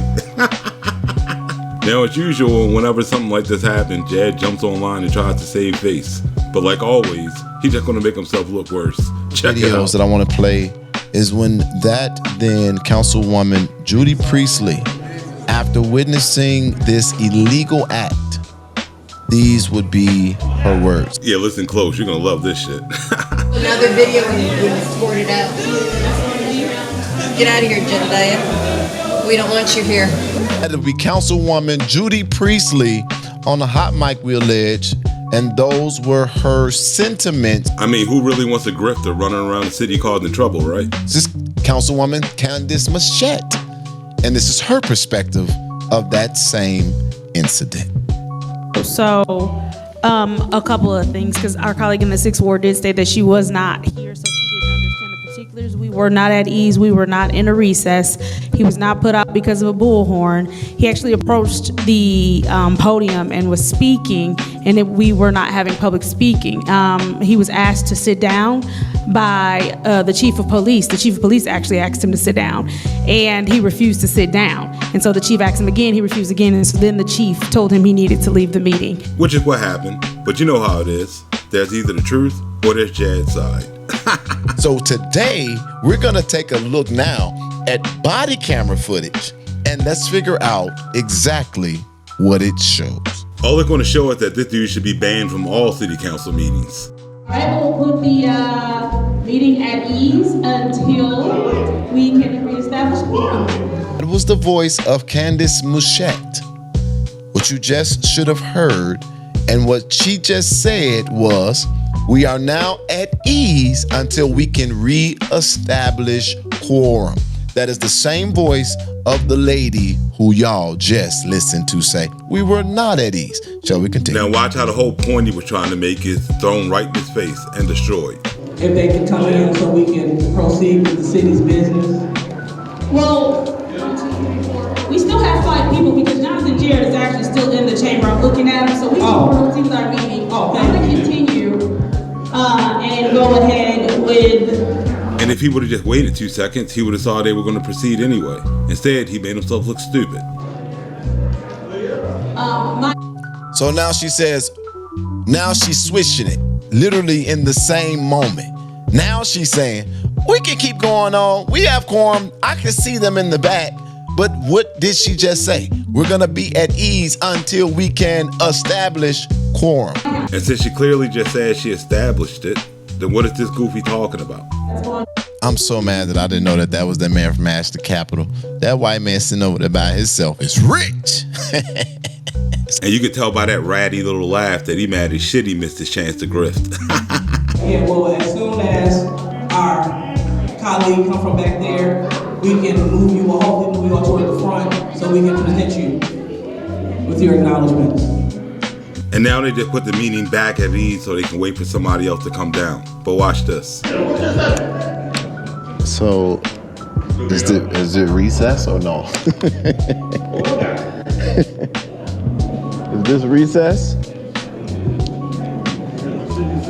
Miss Priestley, are we in recess? Miss Priestley, are we in recess? You're ignoring me for what? Okay, we're at ease. What is that? Is that the same thing? Shouldn't he know all this since he claims he's an investigator? Could somebody please define what at ease is? Because I am not at ease, I'm in confusion. Well, Goofy could have just took the cell phone out of his pocket and just looked it up for himself, since he's an investigator and all. And if he were to do that, he would see that he's breaking all the rules. But he's not done yet. Beverly Biggs for 3rd Ward. And again, given the rules in the meeting, they would have been fully justified to kick him out just for doing that with the ball. Can I get 3 more minutes since we're at ease? And since the meeting is at ease and no one is supposed to be on the mic, then no. Concerned about is how Pastor Martin, we're at ease. I don't know what that means. It means you shouldn't be calling yourself an investigator. Get off the mic. Get off the mic? I'm not, okay, well. I'll tell you one time. What does at ease mean? Either get off the mic or go or leave. Then right there, Jad could have just shut up and sat down. But watch what he does. What does at ease mean? Get off the mic or leave. I'm off the mic. So what does at ease mean? Matter of fact, get out. Get out. Now get out. Yep. Okay, we can do that. Right there in black and white. Right there in black and white. It is right there in black and white. He sat there and escalated the situation until he got thrown out, like he always does. I know one thing, you just violated my constitutional rights. Yes, you have been violated. You gonna pay me for that. And this is the whole reason why he does this shit at these meetings in the first place. So he can make a bunch of trouble, get himself thrown out, hope somebody touches him, so he can sue and make money for himself, not the city. You literally just blessed my whole life. Thank you. This is what the fuck they do. Thank you. I got a son right now going through something, and this is what they do. It's okay. This don't make no sense. And here we go again with another pointless publicity stunt that's going to do nothing for the people of the city. Am I under the threat of arrest? Get out of the building. Let's go. Let's go. Okay, that go off touch. That go physical touch. Physical touch. Let's go. Am I under the threat of arrest? Let's go. I'm asking you. Hold on. Am I under the threat of arrest? Okay, he's pushing me. Now I'm being pushed. See from the video, nobody's pushing this Goofy. Am I under the threat of arrest? Because I have a choice. No, you don't make them kind of fucking decisions. Chill out, Green. You're doing too much now. You ain't that. So I asked you, am I under the threat of arrest? Excuse me, because if I'm not under the threat of arrest, I choose to... Hold on. Yeah, Goofy almost knocked the security guard's head right into the elevator. Okay, this is not... Why are you touching him? Am I under the threat of arrest? Out of this building. For what? Yeah, if you don't make get out it this clear. building, you're going to be under arrest. Oh, really? Oh, yeah. Why? Thank you. Why does he have to get out of the building? And now he's only trying to antagonize the cop to do something to him, like he always does. They think y'all get away with so many rights violations that you just think you could do it to anybody, don't you? Huh? They sent the big dogs. We need order in the meeting. What kind of order you need at ease? Well, if he knew what at ease meant, he would have known to remain in the seat, not jump on the mic. Get off the elevator. After you. Get off the elevator. I don't want you behind me. I don't feel comfortable. Oh, so now all of a sudden he doesn't like other dudes being behind him. Get off the elevator. Don't touch me Get no off more. the elevator. Now that I mean. Get off the elevator. I meant that. Get off the elevator. Don't keep touching me. Get out the building. That ain't how this works. Get out the building and you'll get arrested for disorder. Don't touch Get out me of the building. Well, nobody's touched him yet, so... Remember that. Watch out. I'm outside. Remember that. Okay, Get out of the building. I'm right here. I'm not in the building. Look at the line. I can say where I'm at, and I can say what the fuck I want to say where I'm at. Now take your punk ass in the building. Now. Well, since the cop was standing in the building in the first place, I don't know what your boy thought he was proving. The best thing, you can't kick me out of this building like Clearly they just did. If I did not have a body camera, then that would have been the narrative that would have went out to this city, and there would have been no ability for me to refute it because it would have been my word against the so-called council. And as you saw for yourself, that body camera footage is not going to do this Goofy any favors. If you all watched that video, you seen that when that man said get off the mic, I was talking to him at that point, simply saying, what does as at ease mean? You have freedom of speech. Unless you're making a video on this Goofy, then you just want to get your channel taken away. You have the right to assemble. If there's nothing being conducted and I'm sitting inside of the people's building, I can talk. Oh, you can talk. You just can't get on a bullhorn or jump on a mic. And this afternoon today, we filed a federal lawsuit. That shit ain't worth the paper that it's printed on. So while they want to talk about the importance of trees, I hope that the U.S. Mint is cutting them down because you're going to pay me. See what I mean? Just like Dolton, everything he's down there doing is just to get himself paid. Think about this. Listen to me. Think about this. John Chef, welcome back. Here's somebody else that done got under your boy's skin. Let me tell you something, because I don't think you thought that I was serious, or you maybe just came into me. Now listen close to what Goofy's about to say out of his mouth. So my team has done an IP search, and you just put up an address that's wrong. But I want you to know that they just gonna screenshot that right there. That's called attempting to dox, and that is a crime. Oh, is it now? Because I know somebody that likes to commit crime just like that. Like this Goofy when he doxed his own teammate, Sheena James, and put her address out there. And when she said something about it, he said this. You didn't want your address out there, which you shouldn't have posted it. And let's not forget these doxing episodes. Lolita, the resident in Indiana. Second address is identified in UR.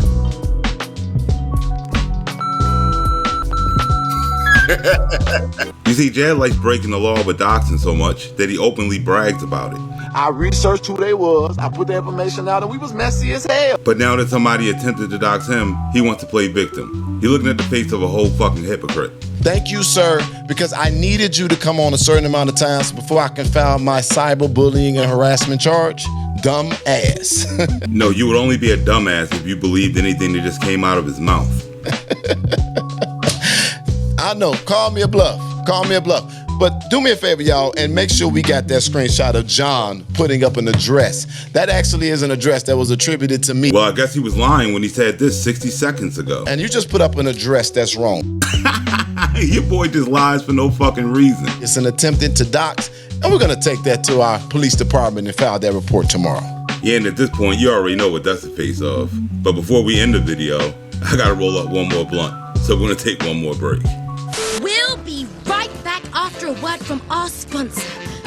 New from Scam-A-Lot Records, the people that brought you The Goof Troop, Halloween at Rosemont, and Jamming for Kanika brings you their newest release for 2025. Jediliar Brown presents Keep It Zesty and Flint, the mixtape. Team that's growing. I got another lawyer. Hey, I got a lawyer, and they gonna help me fight. But I got a lawyer, and that man gonna help me get it right. I say, I got a lawyer, Lentil Law Group. I don't know what they track record is, but I know Flint, they gon' fuck up you for messing with my civil rights. But John was right there in the fight, squeezing his big ass in the elevator, squeezing his big ass, getting the elevator, getting his big ass through, and looking at you do what the hell you were supposed to do. Get Flint focused and call 1-800-555-LIAR today, because Jed's bringing the zest like he's never did before. Tell y'all how to win. Start reading the laws and learn them, cause y'all got the wrong nigga. I'm not for one of them jigaboos that y'all can play with, because now I'm going to win. And I'ma limp all over your head when I put my hand in your piggy bank and take your pension, bitch. You shouldn't have fucked with me, and now you're gonna see we taking it to federal court, and Neely ain't gonna be able to save your stupid ass. And your ears are gonna be zesty, fully clean when you hear Jed's new single, Fuck the Chief. Sick of people letting these people get away with playing in your face, but fuck you, Chief Green. Now I'm gonna be the one that's gonna get mean. You bitch, you shouldn't have touched me with your hands. I wasn't gonna fight you back, cause you would've failed and not been able to get up, because I would've been able to use both of my legs. But now I'm coming to court with a whole goddamn legal team. I got something to tell you, Mr. Green. Mr. Green, I own you, dummy. And if you're a resident of Flint and you call 1-800-555-LIAR today, you'll get an exclusive live performance from Jed's group, Boys for Men. Grab the win and make amends, and I'll fight to take you far. So dance your happy ass over to the phone now and dial 1-800-555-LIAR. And we'll throw in 4 free bottles of Investigate and Lubricate while supplies last. Dial 1-800-555-LIAR today and get zesty with your boy Jed. And if the CD doesn't make you feel zesty, then you can always do what Jed does and put it in your ass. Now, you've been following this series, and you've seen this dude do goofy shit in the past. Well, nothing's going to beat this. You see, since his publicity stunt at the meeting didn't work out too well, your boy decided to gather up a bunch of other goofies and do a bigger publicity stunt. And this time, he decided to walk a casket down the street to the mayor's house. Check it out. Oh my God. Is there anybody in here? The only thing in that casket is Jazz credibility. Yeah, y'all can go up in these spots right here so people can come up. Yeah, Jay. Police outside. So tell you do right by Flint, everything you touch gonna crumble. Now, since you've already watched this dude threaten Andrew Holmes' life with gang members, show up to meetings and start fights, then walking the casket to the mayor's house would be seen as a threat. And you shouldn't have to tell his dumb ass that shit. But something happened later on that night that was funny as hell. Check it out. Excuse me? You're under arrest. I'm under arrest? Yes, sir. Why would I be under arrest? Looks like his little publicity stunt is about to cost the people of Flint more money, because you know he's about to start begging for donations to get out. You're under arrest for disturbing the peace. Disturbing the peace? So, we're going to make this easy. I'm going to have you step out. You're going to crawl over. You're arresting me for disturbing the peace where? I guess he forgot he was standing in the middle of a residential neighborhood with a casket. Yes, sir. You're under arrest. What city are you from? City of Flint Police. Name and badge number. You said what? Name and badge number. Go ahead and step out of the car. That's fine. Here you go. Looks like they're not going to play games with your boy over here. On that side. I only ask that he steps out. You got to crawl over. And now they're making that man crawl. This shit is hilarious. Okay. Let me crawl over and make sure. Here. Disturbing the peace. Yes, sir. That's And the funniest thing to come out of this whole situation was this dumbass picture of this goofy sitting in a police car. But your boy ran back down to Dolton just to jump online and crash the I'm gonna tell out. y'all, I only been in Flint for 3 weeks. And I'm getting it. And by it, he means resources that he's grifting from the residents. There's some things that are happening right now that is a repeat.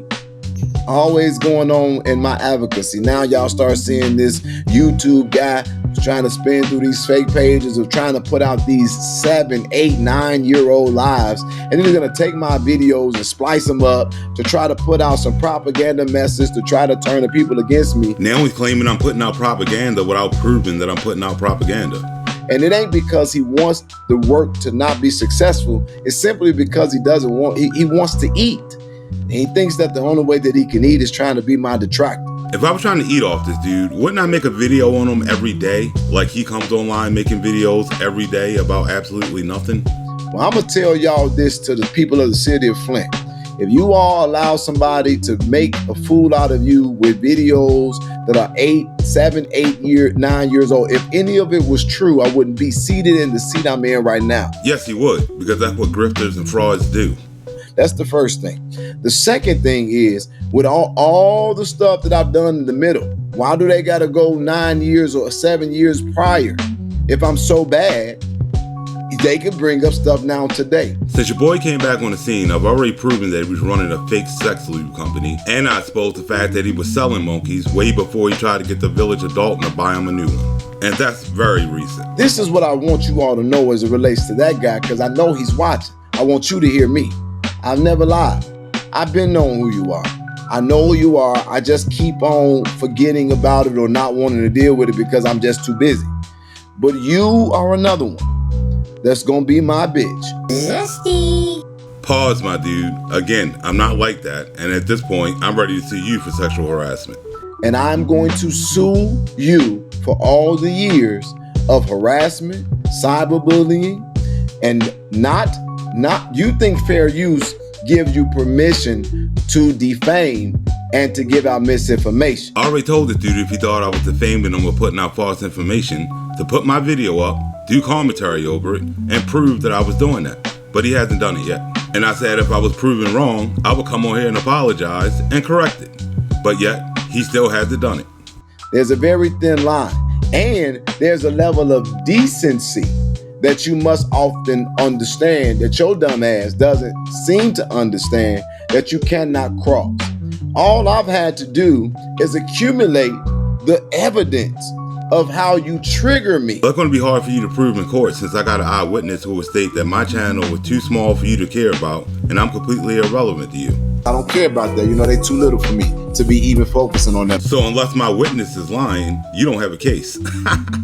And how YouTube allows you to do that by taking my lowest moment. You can't put a video up of somebody that was in their lowest moment like that was in that type of state, and play with it. One, he's a goofy that came online and posted this dumbass video, not me. And since his cousin and the news media said that the gun was empty, he was the one out here playing. Where you get that he didn't have bullets in the gun? The reporter called me and told me that morning that it was a staged thing, that there were no bullets in the gun, and that's why they couldn't hold him 72 hours. It was a fake suicide. And as far as trying to mess with somebody in their lowest moment goes, isn't this you? You ain't tried to commit suicide? You weren't on the roof at Walmart when you thought that lady was leaving you? Come on, you tried to commit suicide on top of Walmart. You was in an insane asylum. See, your boy's a fucking hypocrite because he knows full well. You can't put a video up of somebody that was in their lowest moment like that. Fucking goofy. That's not how this worked, Mr. Buck. Who the fuck is Mr. Buck? Your boy might be having flashbacks to the Jeffrey Club. But I know your name isn't Buck. Your name is my bitch. Zesty. And at this point, this shit's getting real uncomfortable. And you gonna eat just a little bit, but my mouth to God's ears. This is your last rodeo. And I'm gonna tell you how I'm gonna do it. Oh, this should be good. Your boy finally being transparent. And mark my words that I said this. No, I'm not gonna tell you. Keep going. Your boy couldn't think up a lie fast enough. I almost finna tell him. I ain't gonna tell him. Just get on there and say, I'm big mad. I mean, I don't gotta say it when you're putting it on full display. If I'm the worst mother in America, if I'm getting paid in 90 different angles, who cares if the work is getting done and it's effective? Well, I can think of 3 families right off the top of my head that cared very much when you ripped them off. Oh, you're gonna love this so-called new information you got on Andrew Holmes. Listen to this shit. It is my understanding in our monitoring that Mayor Jason House privately, I don't know when, I don't know where. Again, your boy couldn't come up with a lie fast enough. But Mayor Jason House privately asked Andrew Holmes to respectfully, quietly, and without causing the village any injury, he asked him to step aside. And just like every other lie he tells you, don't expect to see any receipts. Andrew Holmes' response to that was he is not resigning. He doesn't need to resign because he was proven innocent. He said that his lawyers told him not to speak on it. Which is pretty sound advice. I want you guys to hear the words that are coming out of my mouth because I was directly involved in this investigation. An investigation that has gone absolutely nowhere. Not being charged is not necessarily an indication of being proven innocent. This goofy would know all about that, wouldn't he? My family has been hiding incest and rape for generations. So now, is it another person in your family? You say that he probably had... He did. She absolutely told me he raped her. Marion Howard, my little cousin. And she's been outcast the family. She's the black sheep now. She hardly talks to people. And he's a predator. And that's not me saying this shit about this dude. That's coming out of his own family's mouth. Direct evidence that clearly shows, because I know one thing you can't deny, because there is intrinsic evidence in this. Not one, but 2 videos was created.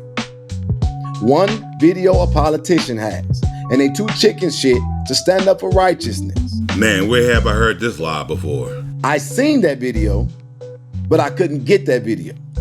I know who that person is, and I'm still processing how to deal with it. Now this is one of Jazz recycled grifts. You see, he goes to these cases, claims he saw the evidence, saw all the proof, yet he'll never show you or have any receipts. Just like on the Kanika Jenkins case when he said this. We were in Texas after that protest. Jedidiah sat at that kitchen table and told us he knew exactly what happened to Kanika. He watched it on the video and he told us exactly how that girl got murdered. And he knew who did it. And my sister-in-law, Miss Yolanda, she can attest to it because she was sitting right there. So you tell me what man who knows something about somebody getting murdered, who he out there hollering for justice for Kanika, would not tell the police he knew and saw that video. Especially when this goofy runs around claiming he worked for the DOJ. Just proving my point even more that your boy's a fucking fraud. Somebody else that I'm going to be giving a very, very clear warning to. What, you thought I was the only person that got his panties in a bunch? Well, he's about to go off on his former super producer. Let me say I just got to say what I got to say with my chest. I don't give a damn. I don't care about no awards, no honor, no C, or none of that shit. I know what I did. I know what I was a part of. But you're not going to piss on me and tell me it's right. I mean, that's not what the people at the Jeffrey pub were saying. I don't appreciate, because I was around when that damn page was made for Mary's group. Y'all don't like Mary because she a boss. Let's just be clear. The only thing clear is that your boy's delusional. And the only reason he's defending this woman is because she keeps his pockets full. And y'all don't need to be trying to mitigate it or smooth it over. Y'all need to hold homie feet to the fire and tell them that shit was wrong. Now, how many fucking groups y'all need to have and keep kicking people out? But that one is wrong because you made that group for Mary.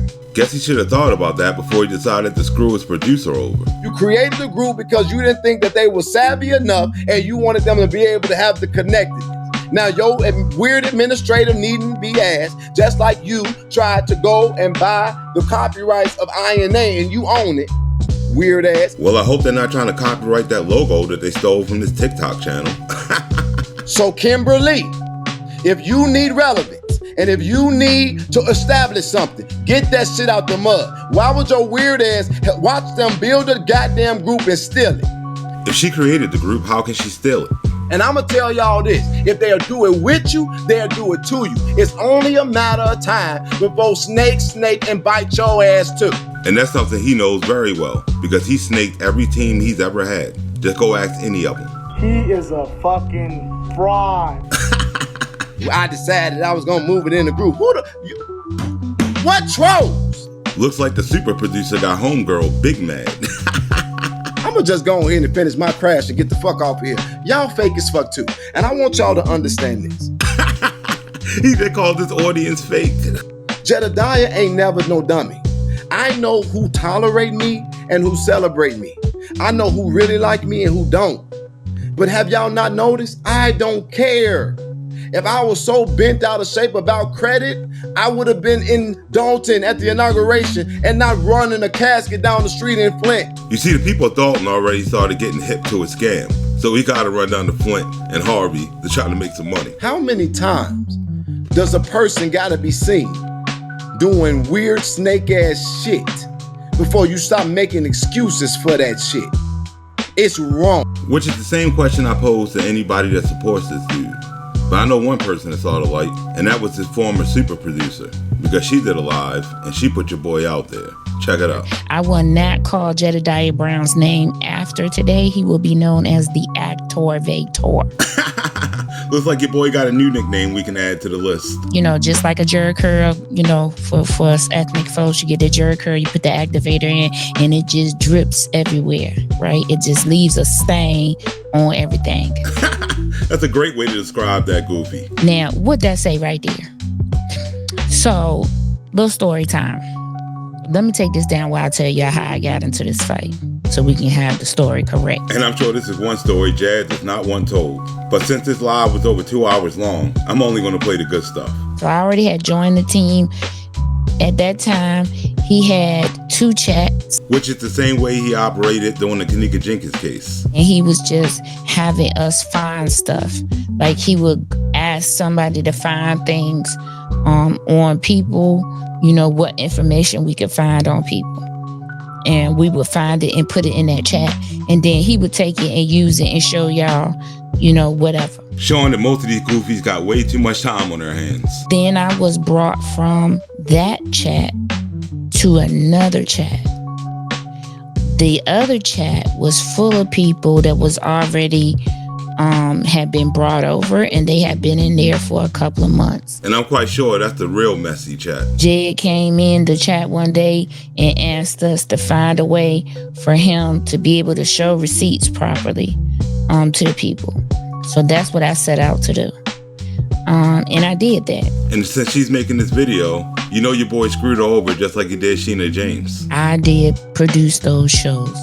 He took all of those videos that I produced down, and we'll get to that. And you know Jad was watching this shit mad as hell. Let's fast forward to August of last year. So, which is where this... Uh-oh. And you know Jad don't like it when you start showing ledgers. The channel didn't actually get monetized until that August. The first check, well, it actually got monetized in July. And this was the first check. And as you can see, Jad over there getting paid off these fools. I had access to the YouTube where I could see the money that was being generated. Just like Sheena James had access to the Freedom Fund. And your boy Jad threw her ass out quick. He told us, okay, I want to get some budgets for the different groups. So let me tell you about these groups. There's a group called Black's Inner Circle. There's a production group. There is a briefing room group. There is a freshman chat group, like freshman investigators or whatever. And then you got INA Central. When I was there, these are all the groups that they had. So basically, there's a bunch of grown-ass people over here LARPing for a fucking goofy. When I asked him what was the budget for production and when was I going to get paid, it was at this moment that she knew she fucked up. She sure did, because once you start asking Jad about money, you gotta go. Because I was the only person in production, right? And he was like, you sent the whole invoice that will take the whole check. You'd be lucky to get them to come up off $1, let alone a whole check. And I said, if you look on the invoice, it says you can pay $150 a month, and that be that. He wouldn't pay $60 for monkey daycare to keep his pet safe. So good luck on trying to get paid for actual work. And $150 from $2,400, I did not think was a stress. That's because your girl doesn't understand that those trips to the Jeffrey pub add up. When he wasn't buying anything for us or buying us lunch or doing anything for anyone in the group. Now, how she expect Jad to buy them lunch and stay fly at the same time? I went on a sabbatical because I was very upset that you would give your word, and he said he would pay me $25 an episode. And this is really not about the money, right? This is about the fact that you gave your word and then you wanted to go back on your word and act like I was the problem. You see, when you ask Jad to come out of his pockets for any reason, you are the problem. At that time, I was going through something very difficult at home. My mother was getting a kidney transplant. And since Jad can't make any money off of that, I'm sure he didn't care. And she was not working, and all of the bills were on me. So that $150 would have just simply fed my children. This dude called himself an advocate, yet he's willing to let the kids of his teammates starve. There was this big thing. It was a division in the group, and probably still is. Sounds just like the Kanika group, right? Now you see why your boy has to make a new team every town he goes to, because he screws them all over every time. Consulting with the team that I've been able to rebuild, and I have a brand new team. And if you're a part of his current team, there's no way going to say this shit about you once you piss them off. People who didn't be messy or leave because they couldn't be seen or get a pat on their back or cause drama in hell because they wanted to be seen or make it about something futile. And that's what he said about his last team when they asked him what he did with all the money. These people have no moral compass. Well, you know what they say about people that hook up with Jedidiah in the first place. Jedidiah, fraud, fucking anybody else who associate themselves with Jedidiah, they iffy. Yeah, this fraud should know that 100%. I'm going to be able to show you guys what y'all gave him just in super chats. So while you're up there saying that the public don't pay you, somebody lying. And at this point in the game, I think we all know who the liar is. Listen, none of those people over there getting paid, and they working over there like it's a job. These people are volunteering to be goofies. There would be different shifts. People are up all times of night. Different shifts, fucking losers. Let me tell you, when Ellen C came on the scene, then there was another chat added for YouTube strikes. So Jad made a chat just to send people out to strike pages. And I'm sure LNC will love to have that info for his lawsuit. A YouTube team, and these people watch everybody's channel. And I'm sure those no-life losers are watching this video right now big mad. And this people in this group would stay up all night and monitor YouTube and any other platform that their opposition was on. And you know you got no life when you're a grown-ass person going after a talking avatar. That's what they have. They have their team. There's a strike team. That is part of the reason why I will not do this on YouTube. And trust, after I watched this, I clipped it up and sent all this information to YouTube. And if you think that shit's bad, listen to how he snaked her right here. At that time, I did not know that he called me and the rest of the group was on the phone call, but they were muted. That's how trifling. This how trifling these people are. Dangerous. Damn, Jad. Still exposing private conversations? Guess you're just still up to your old tricks, right? And I understood why you were mad at me. I put up our conversation. And if you're currently teamed up with this goofy, just know as soon as you piss him off, he's gonna come online and release any conversation you ever had with him. Guess I wasn't lying, was I, Jad? Other people listening to your conversation. You up here performing for a crowd and the other person don't have no idea. Cause baby, if I had an idea, I would have let all they asses have it. Every last one of them. And if you think that was bad, listen to what happened when he was supposed to meet up with her and Grace Levi. Now, while we were at the butterfly release, she called Jed and asked him was he okay because he wasn't there. He lied to the public and said he was coming, right? And never got on the plane.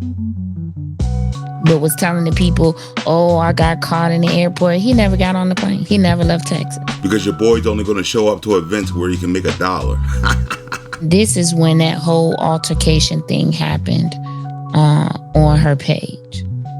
And I asked Jed if he wanted to do this. You want to tell the whole conversation? Because the whole conversation was you didn't want to pay me. Now, how's that grifter going to pay her when this is his only source of income? They doxed me too, don't forget that. And then Jed already doxed me on his channel. Man, the evidence of doxing is just piling up against this dude. And it's a shame since he already knows. That's called attempting to dox. And that is a crime. And so then I got called out of my name.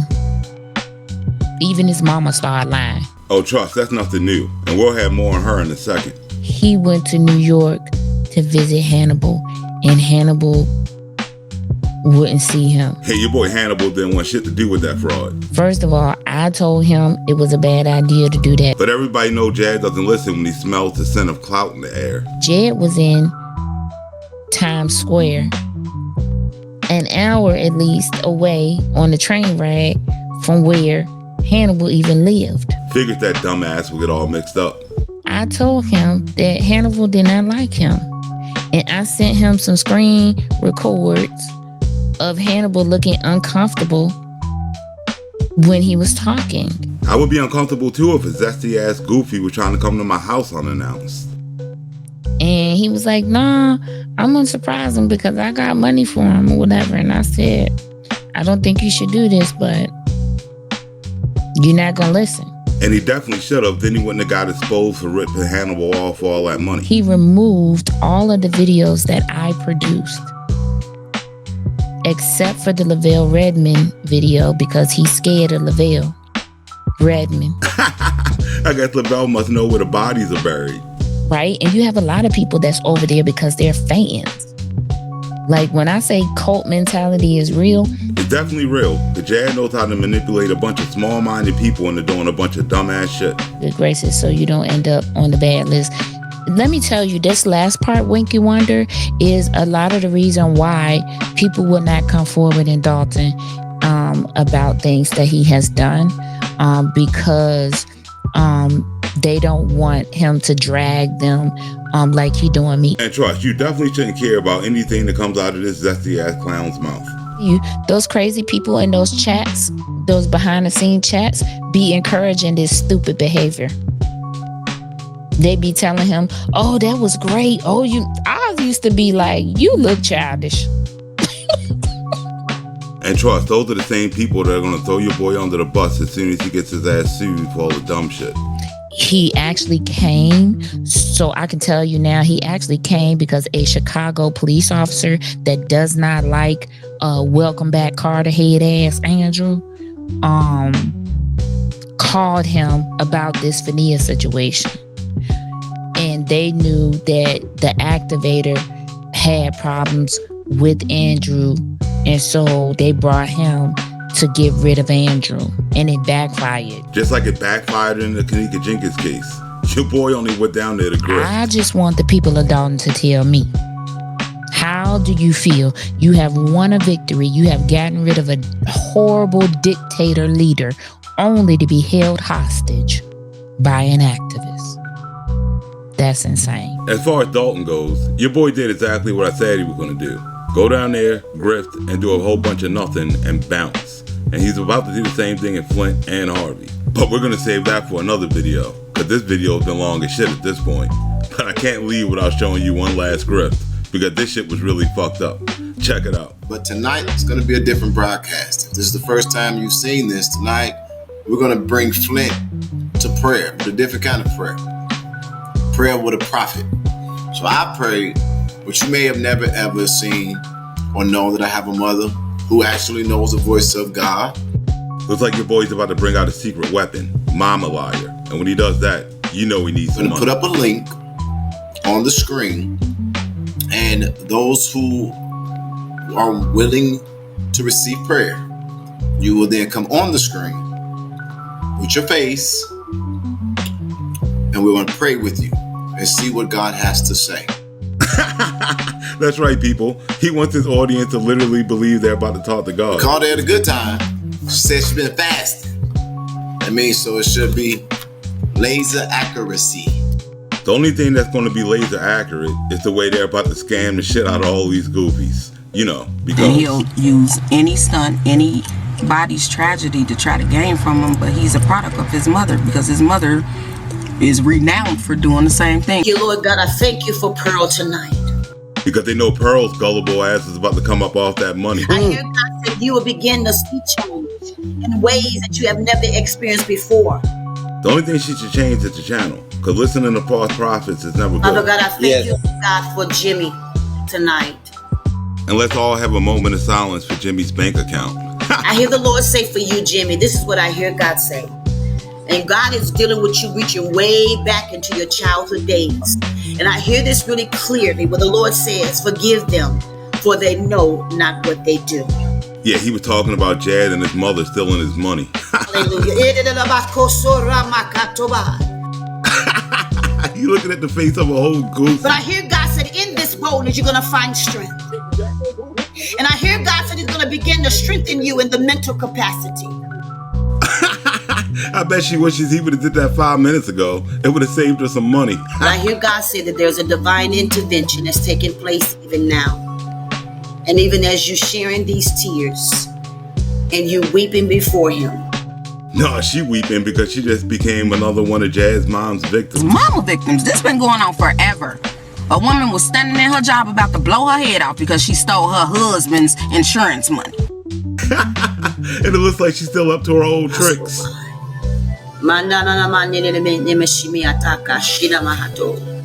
Uh-oh, looks like a girl speaking in grifter's tongue. Luckily, I got subtitles.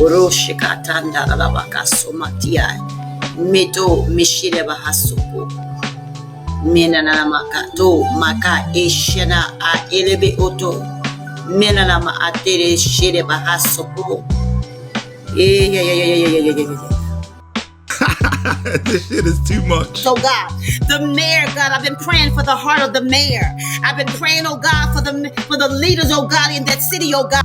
Now at this point, this live's been going on for like 2.5 hours. And you can see by the way Jazz looking at his watch, he's ready to grip. Ooh. Sorry. Come on now, please. I asked my mama to come on live and to pray for people of the city, and she did that.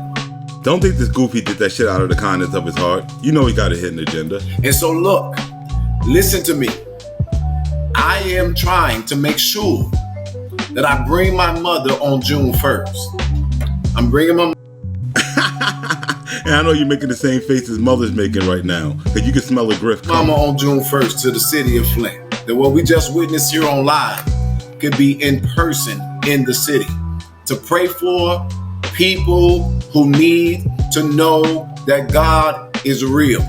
They wanted to know that. They wouldn't need his mom to do it. There are plenty of churches around them that can I'm show. asking for you all to help me make sure that my mother and her entire team is there with us on June 1st.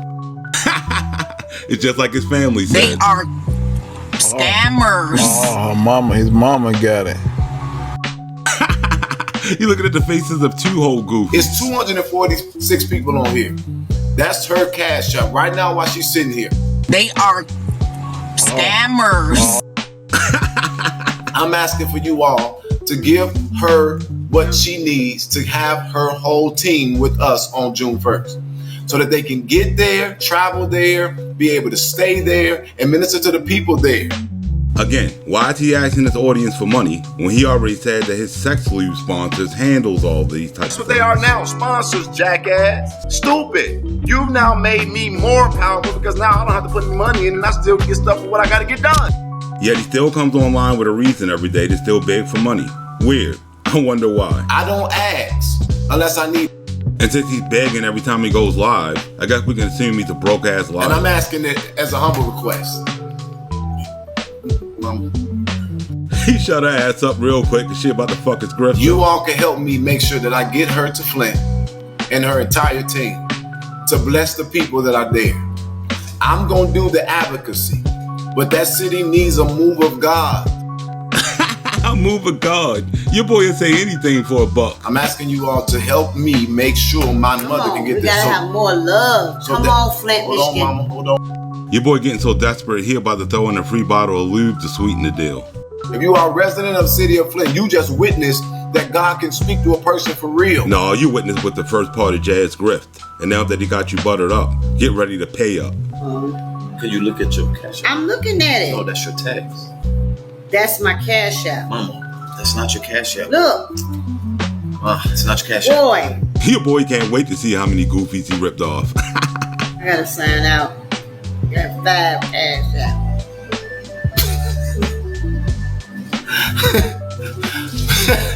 Now ask yourself, why would a woman of God have 5 cash apps unless her and her son were scammers?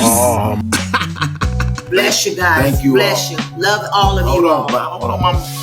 Come on. I got this. You ain't got to be uncomfortable with this. You ain't doing nothing wrong. 10, 45, 55, 75, 95. And let's have another moment of silence for all the goofies' pockets that fell for this shit. 105, 115. And I'm not doing this for no money. I don't do that. Mama, you don't have to even say that. It's very real. As a matter of fact, thank you. I love Jesus. Thank you. Let me hold this for a second. Thank you. Uh-oh, mama's going off script. He had to get rid of her ass real quick. I'm not afraid. I'm not going to make an excuse for this. I cannot do everything on my own. So why can't he call his business partners to get them to donate? You know, since they made all this money. Literally within the first 3 months of us launching, y'all, we made $93,000 within the first 3 months. So instead of his audience throwing money at him, they need to tell him to get his zesty ass up and start pushing some lube. We're trying to get buses. The bus is looking like it's going to cost me $3,500. Funny how he's not showing you any receipts of how much any of this shit's going to cost. Because all this is a quick money grab. Mama, you can go to bed. You said you're going to bed. I got this. Okay, hold on. I got Jazz mom gonna make sure she gets her cut. Even the person that just sent $4, it means the world to us. It sure does, because the prices at the Jeffrey pub went up. You said what? Mama, yes, you are okay. Would you stop worrying about this? Your boy getting mad as shit. I ain't asking for $1 million. 264 people on here. If everybody gave $10, she should be able to get a whole team there. So I'm asking you all to consider doing that. And this ain't got to be no auction. And it sure as heck ain't going to be no begging. This nigga sitting there begging for donations. I'm broke, nigga. I'm broke. 5 minutes from now, I'm still rich, y'all broke, and y'all are stupid. He ain't lying. Shout out to the late night crew. Nobody said that this was gonna be easy, but I'm not gonna do this by myself. I refuse. Well, this shit should already be paid for since he already told us that he had sponsors, jackass. Stupid. You've now made me more powerful because now I don't have to put any money in and I still get stuff for what I gotta get done. So knowing this, I asked the question again to anybody that donates to this dude. How many times does a person gotta be seen doing weird snake ass shit before you stop making excuses for that shit? And I will not allow myself to be used, mistreated, my heart to be broken, or to be abused because I'm doing this for real. And nobody can prove different. I think I'm doing a pretty good job so far, but we ain't get to the best part yet. And if I can't even ask for people, this is my thoughts. If I'm gonna go in my savings account, if I'm gonna give up my home. Your boy going back to 2018 with his rant. Y'all took my family, you took my money, you took my home. Get some new material, bro. If I'm gonna put myself on the line and I can't even ask people to bring a praying woman to a city, then it's the wrong city. And again, what has he brought to any of these cases that he's touched other than bringing chaos, scamming for money, and getting publicity? That's it. Right now, that's not enough to get my mom's team there. That's all I'm asking y'all to do. I work on. Hold on, Mama. No, Mama, please. You know it's bad when you can't even get your mother to sit with the grift. Right. That's enough right there. Thank you so much. Thank you, everybody. Mama, it's not. And she better shut up, because you can tell by that death scare that your boy's about to go off. You just saw it in real time.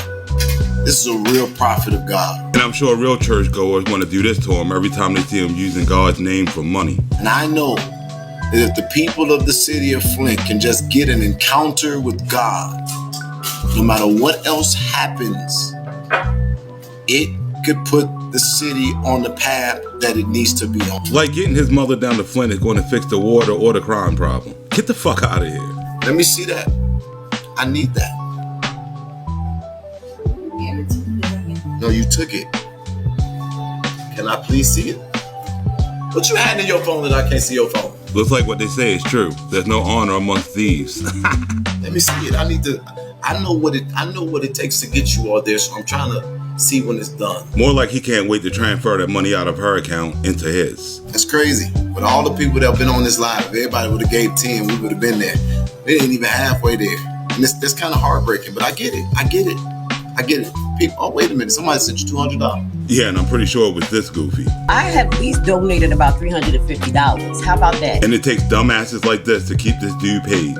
I don't think that my money went the wrong way. So let me tell you something. I'm thinking that it's going to cost somewhere around at least $2,400. See what I mean about the dude that coming up with shit off the top of his head?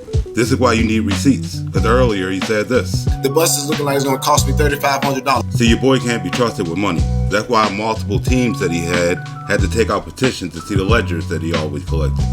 It's $660 that have been given to her. Well, I don't know what you had in there already. It's okay.